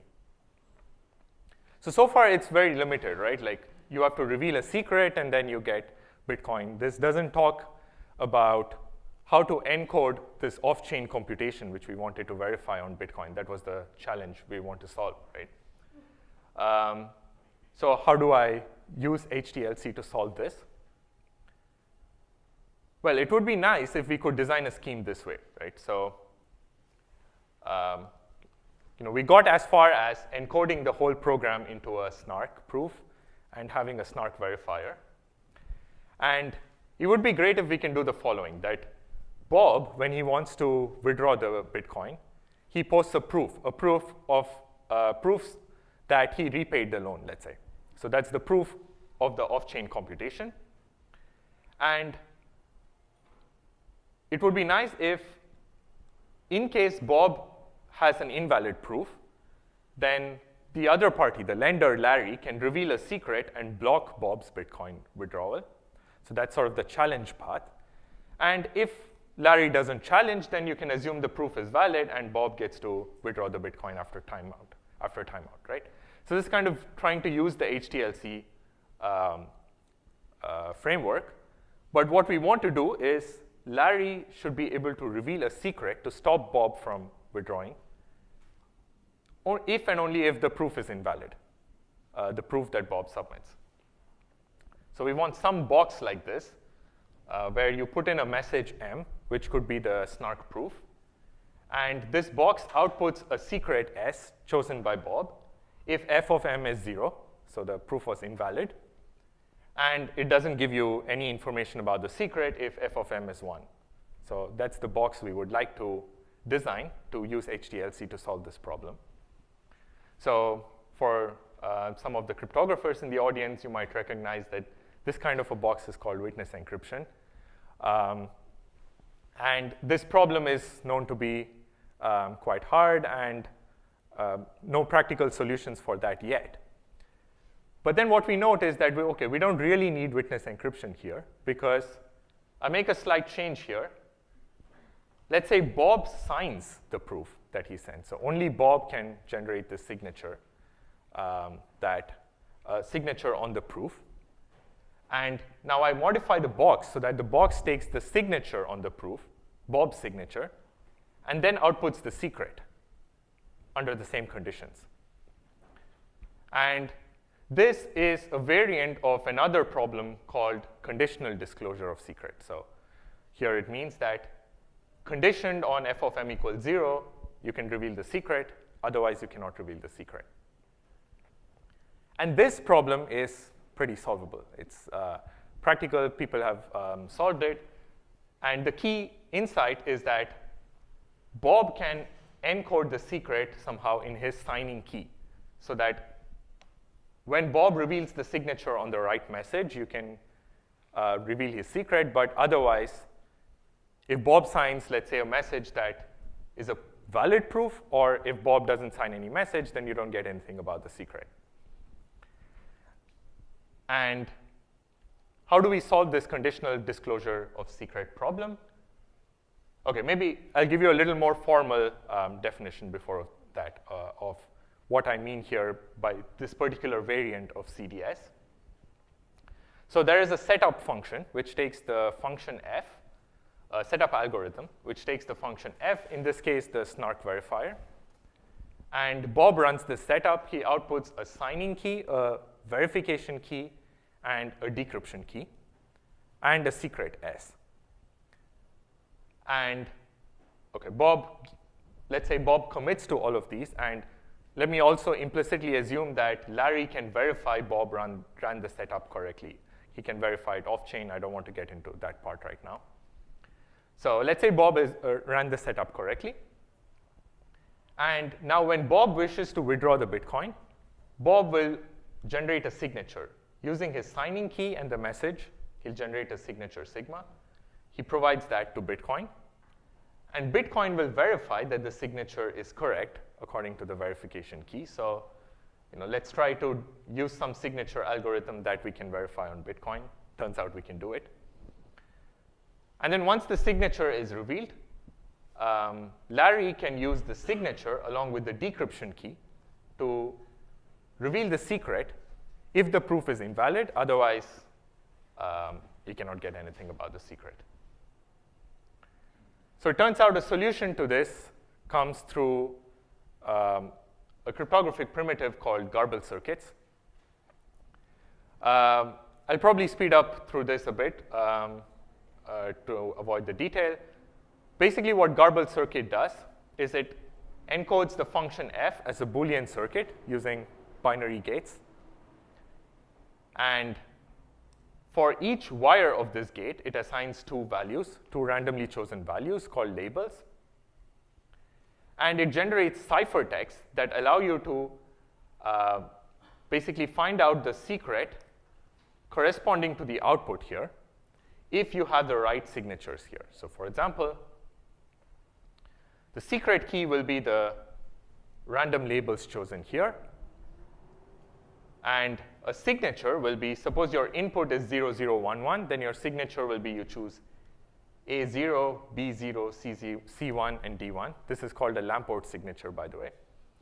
And once you have these particular labels, you can evaluate the circuit and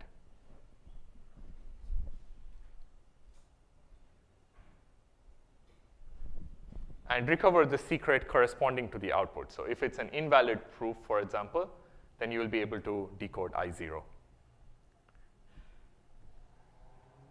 So the result is that this whole snark verifier can now be compressed down to a small secret. And what you need to post on chain is only the commitment to the snark proof and the small secret. And this brings the on-chain cost down from about $15,000 to $100.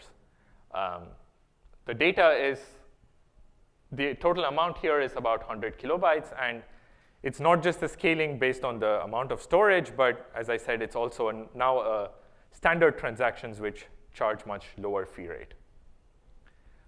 Okay, there is a trade-off. So we move all the evaluation, all the computation and storage off-chain to do this. And so off-chain, someone needs to store the ciphertext generated in the garbled circuit, or in other words, this decryption key. And that is around 40 gigabytes. And it also takes some computation time to evaluate or to encrypt and decrypt these secrets. Okay, so putting all of this together, the kind of protocol you get is that Bob can log Bitcoin into his vault. Bob claims Bitcoin when, suppose Bob repaid the loan. He claims by posting a signed proof on Bitcoin. And then now either if the proof is invalid, Larry can stop him, or otherwise after a timeout, Bob gets the Bitcoin. And there is a similar path for Larry. In case the Bitcoin price falls and Larry wants to liquidate, then Larry posts a signed proof of the claim that Bitcoin price has fallen down, and an oracle has signed it, for example. And Bob can challenge it, otherwise Larry gets the Bitcoin after a timeout. And what are the security properties that it achieves? So there are three basic actions in this vault. So first action is Bob and Larry can create this vault. Second action is that Bob can withdraw collateral when he has repaid. And the third action is that Larry can liquidate the collateral when the price goes down. And the property we get is that all of these actions are trustless. So each party can, for example, Bob can withdraw without having to trust Larry, and there are no other parties in the protocol, and so on. Yeah, so with that, I conclude, and time for questions.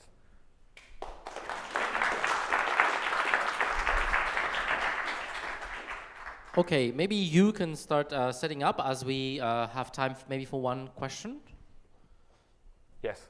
Whenever I see trustless, I get like, there is trust in Oracle, for example, at least for something. Okay, there is trust in Price Oracle, which is fundamental to the lending application.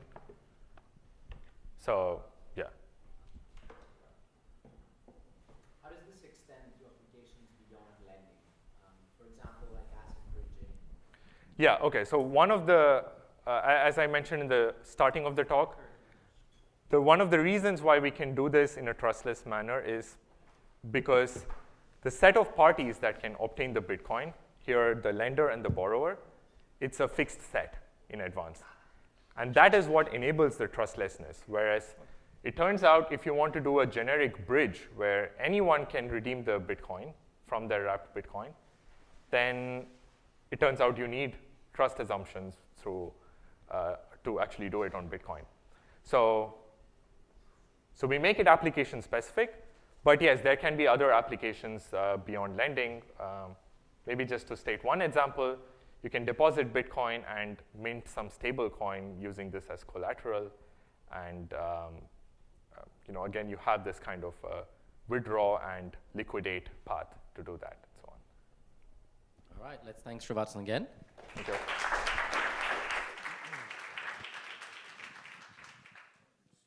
And the next talk is going to be by Shen, who will speak about state machine replication among strangers, fast and self-sufficient.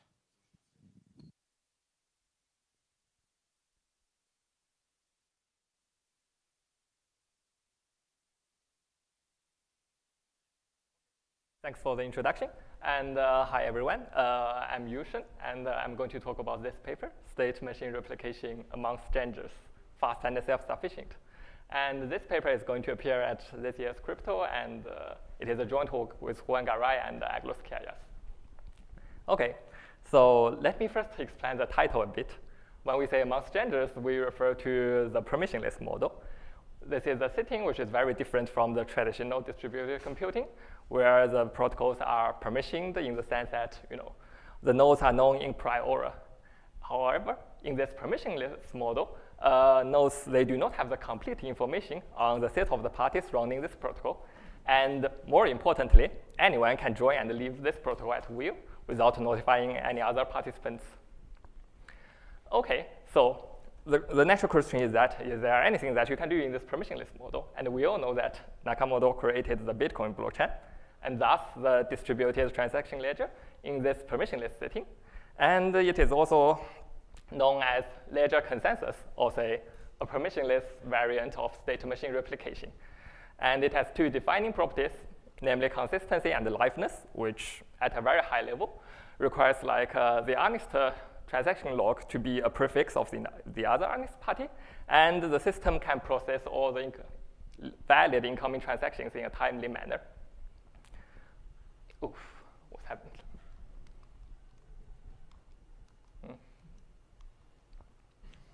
Well, I don't know why it's not aligned. Oof. Let me control it here.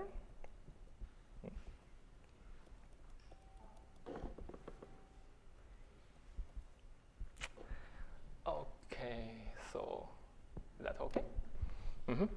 Okay, so however, while these two properties are the most important two properties of ledger consensus, if we consider further improving this ledger consensus, then there are more interesting properties, which we consider in our paper, and I'm also going to introduce.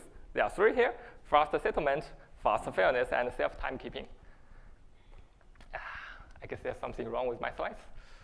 Mm-hmm. So the first property is about transaction settlement time. And we all know, in blockchains like Bitcoin, they follow this longest chain rule, which, in order for a transaction to be settled, then it has to be appended by sufficiently many blocks. And how many blocks are sufficient? In practice, people would consider 6 blocks are sufficient.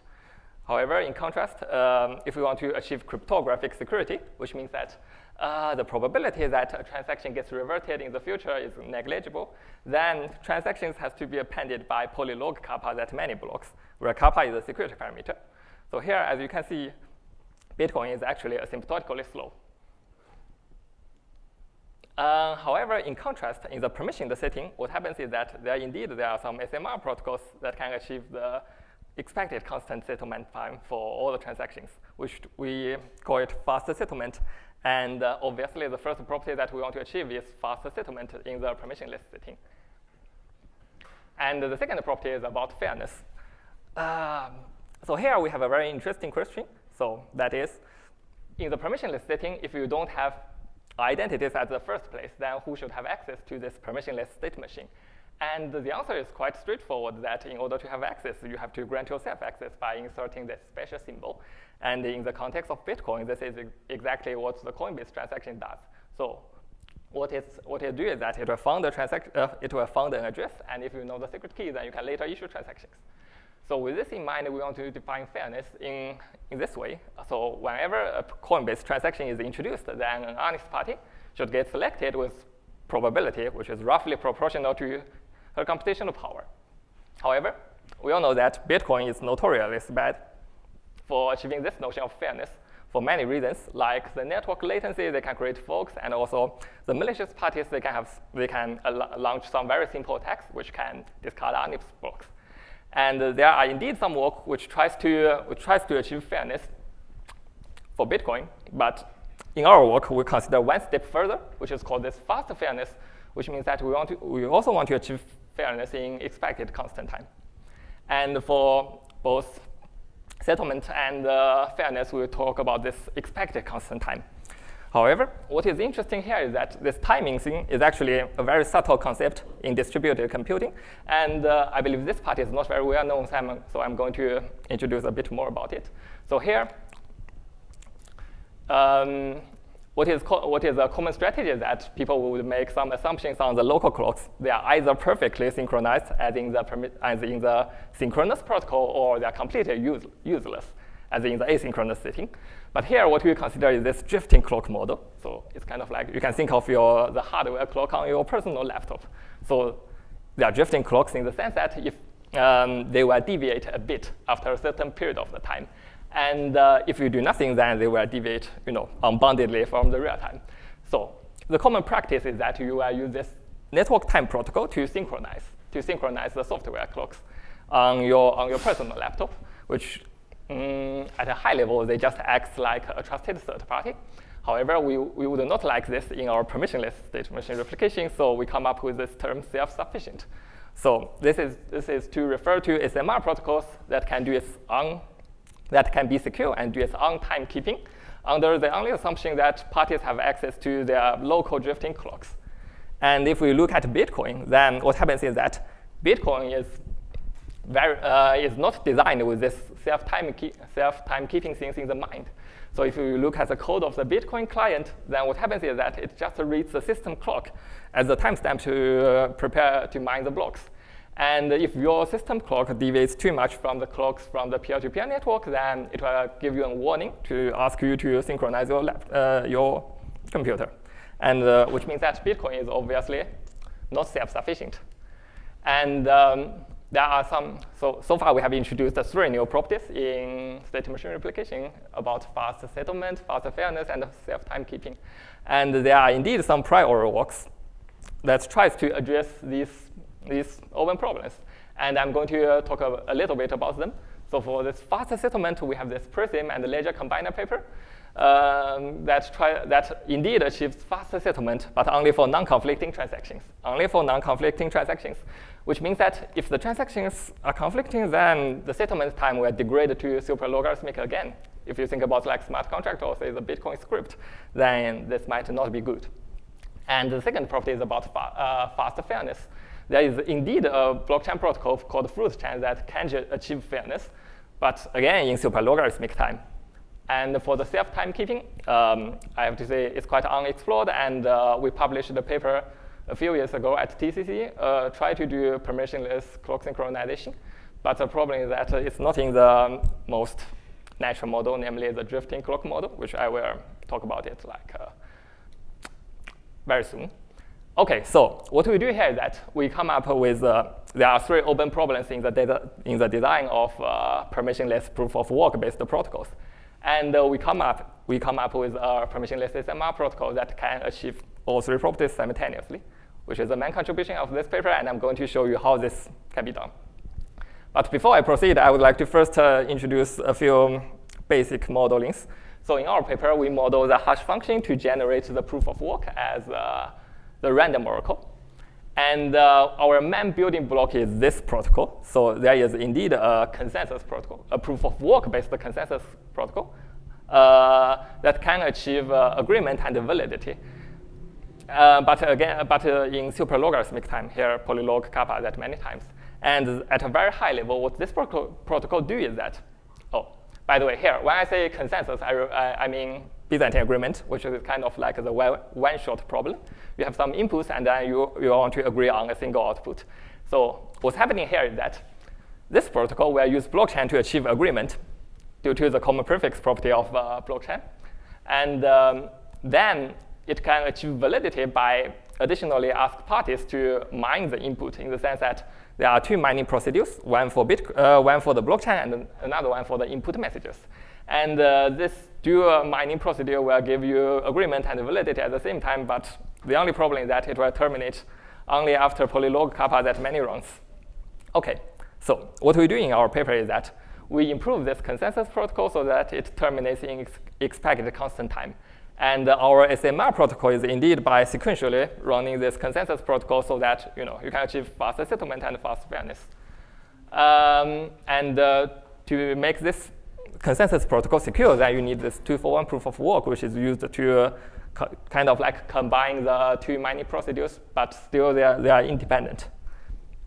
And the way that we do this is by using this parallel blockchain, which means that we will execute the previous consensus protocol in parallel for m parallel blockchains.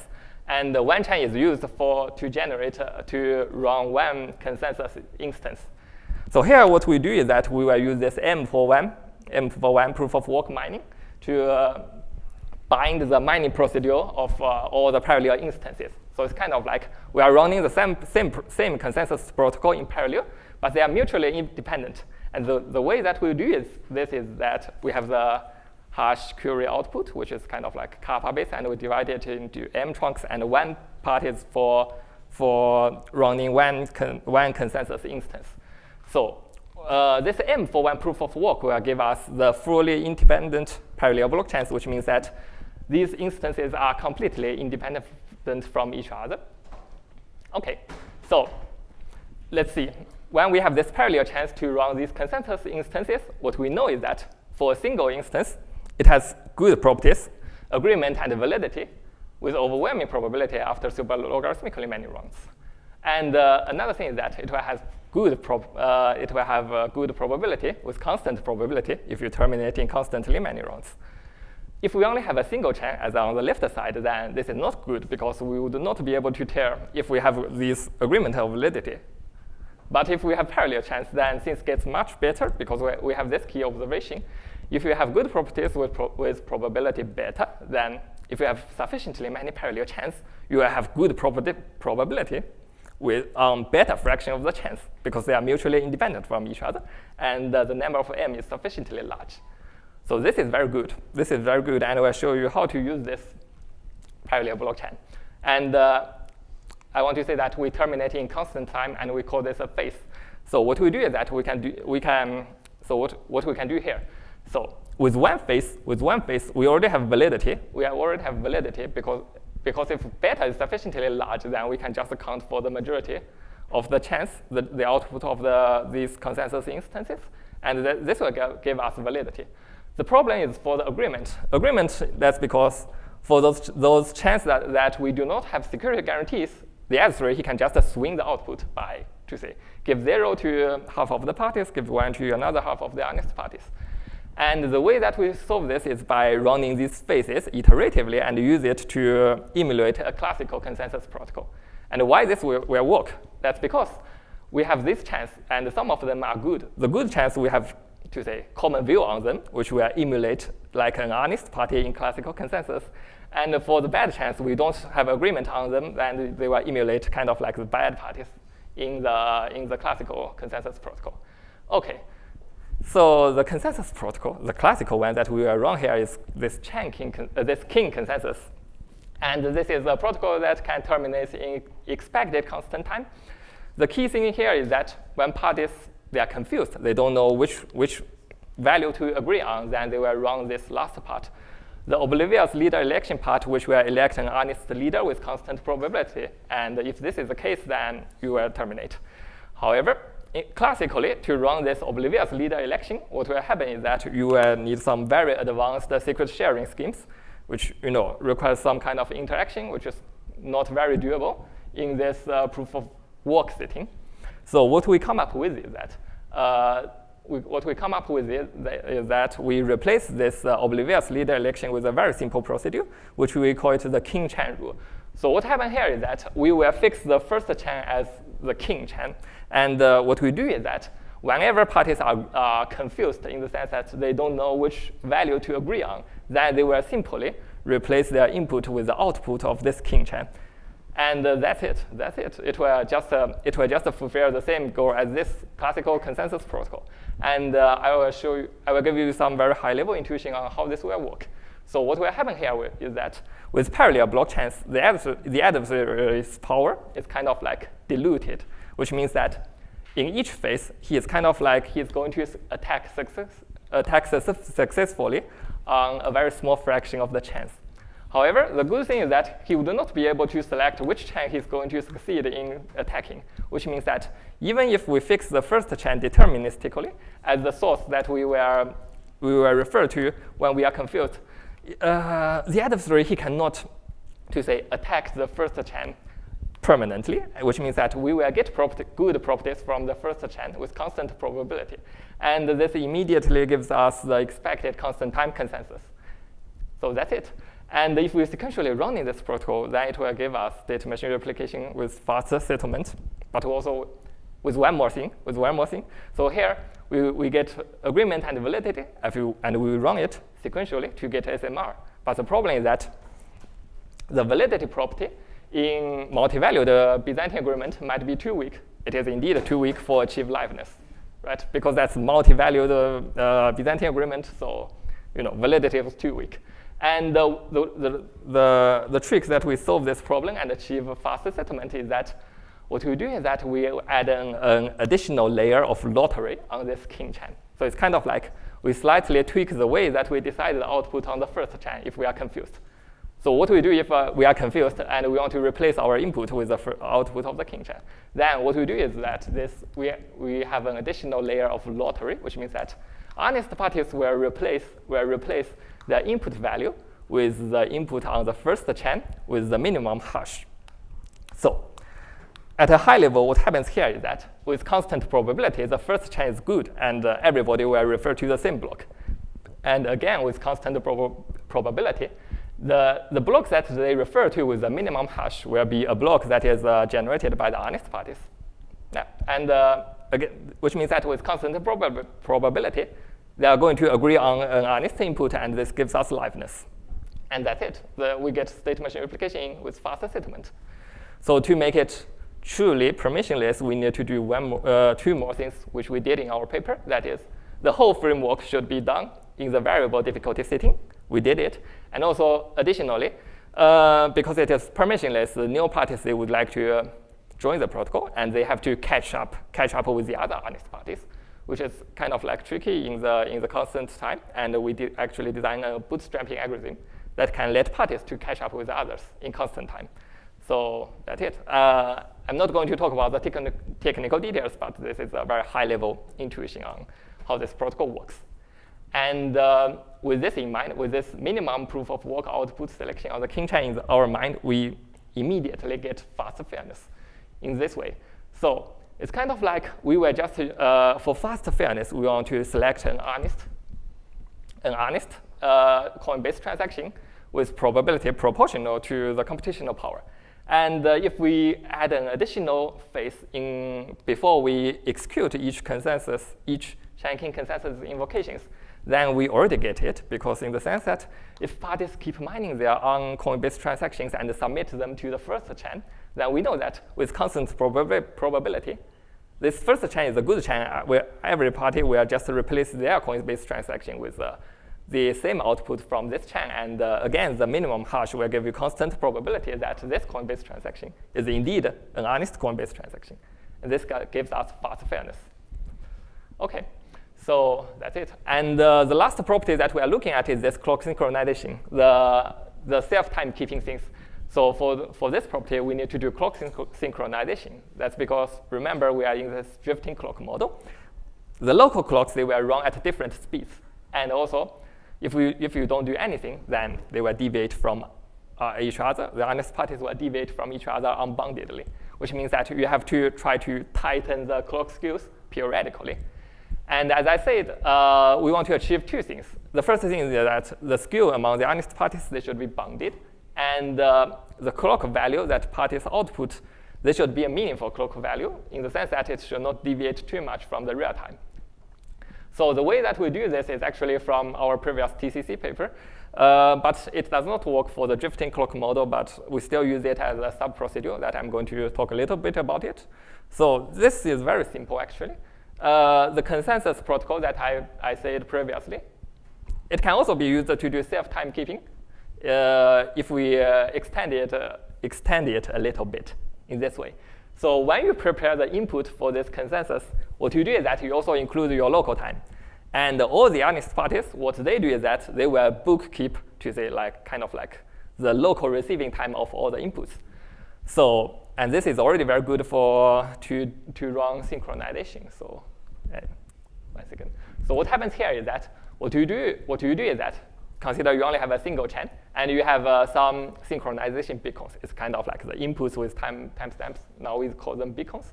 The beacons recorded on the blockchain. And what you do is that for each beacon, you compare the difference from the timestamp recorded and its local arrival time. And you add the medium to your local clock, you get your new local clock. And if every honest party to do this computation locally, then it will give you a very tight, it will give honest parties a very tight clock skews. But the problem is that this only works for loosely synchronized clocks, loosely synchronized local clocks, but does not work for the drifting clocks. Again, the reason is because how long to say? How long is the interval that we can do this kind of clock adjustment?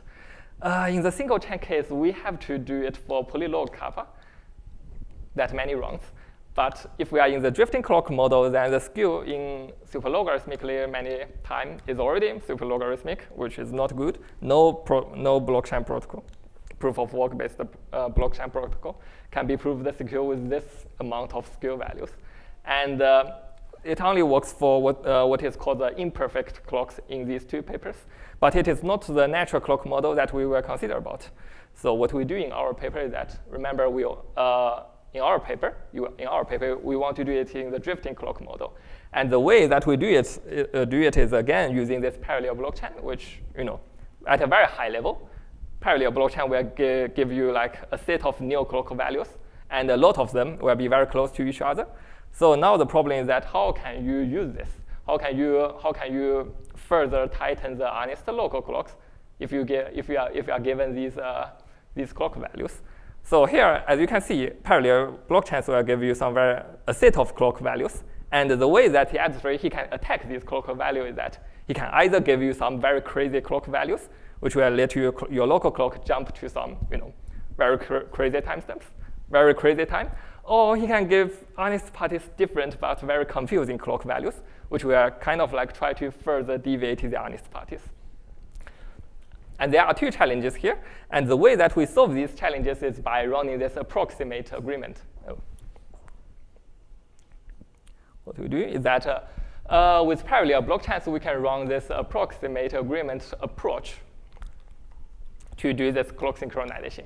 So the operations here are not that complicated that I'm going to talk about it. So with parallel blockchains and also the clock synchronization protocol on a single chain that I talked previously, you do it in parallel m times. And this gives you m different clock values locally. So what you do is that you first drop the largest and the smallest clock values to avoid you from going to those crazy times. And then you further, you do this operation for the remaining clocks. You split them into different groups, and for each group, you select a representative, and then you compute the average. This one seems a bit complicated, but we prove in our paper what will happen is that if you run the parallel blockchain and you do all these computations locally, all the honest parties do this computation locally, then you will have clock with bounded skews. Bounded skews, which is a kind of like a multiple of the network delay and the bound on the clock drift rate. So which solves the permissionless clock synchronization problem with drifting clocks. And the main takeaway of this paper is that, one second. There are 3 open problems. There are 3 open problems in the design of permissionless proof-of-work-based protocol for fast settlement, fast fairness, and self-sufficient timekeeping. And we come up with a protocol. We come up with a blockchain protocol that can achieve all 3 properties simultaneously. And there are some future directions of this paper. Namely, I just want to mention a few. So the first is that we only show the feasibility, but the parameters are not tight at all. It terminates in expected constant time, but the constant is a large constant. So it's possible. It might be worth to look at the concrete parameterizations of the protocol. And another one is for the fast fairness. For fast fairness, we kind of like use a very naive way of generating a very naive way of selecting coin-based transactions. So it's kind of like one transaction is selected for each consensus invocation. But obviously, you can do it, in a much better way, I believe. And also, it's also very interesting to see how self-healing in, Bitcoin can also apply to this setting. And the last question is obviously, if this framework has any implications on proof of stake with dynamic availability. Yeah, and that's it. That's my talk. Thanks. Ooh.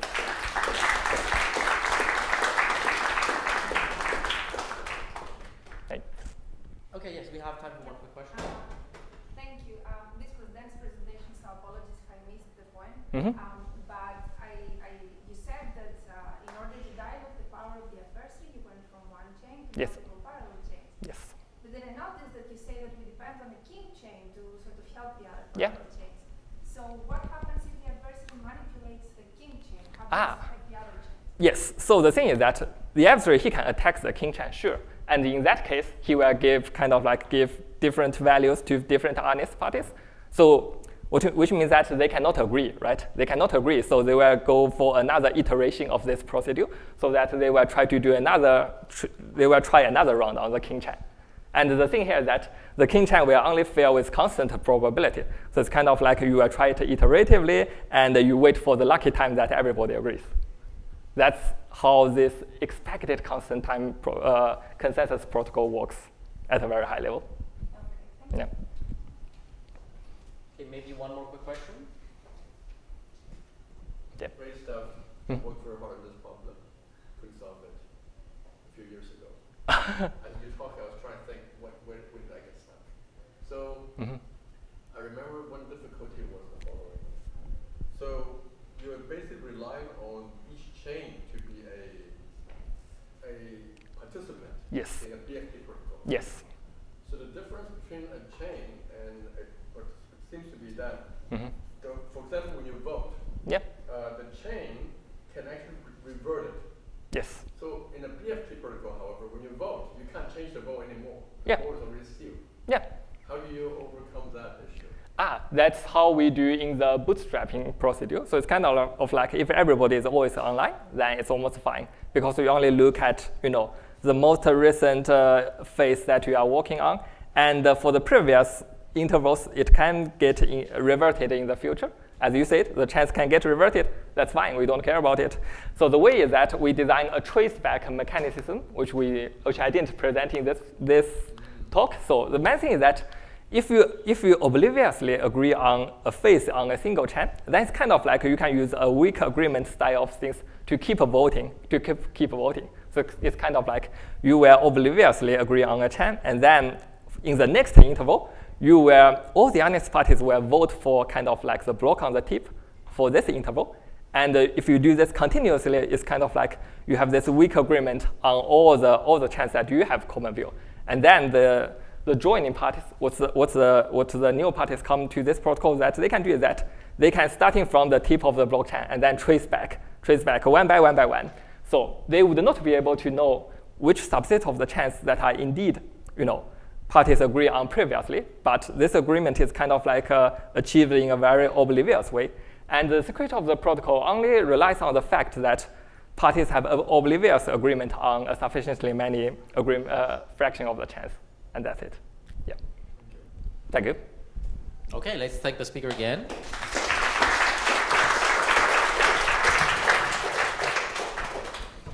And this concludes the second session. Great. Some logistics. Yeah, hopefully we have lunch. That's it, it's lunch. And we'll come back. Do we have lunch boxes already? Yes? Double check. Otherwise, we have. All right, we have lunches outside. So, anything you want to talk about? Okay, so there is lunch here, but in case it runs out, then there is more on the third floor. And we start back at 2 p.m. So please be here at 2 p.m.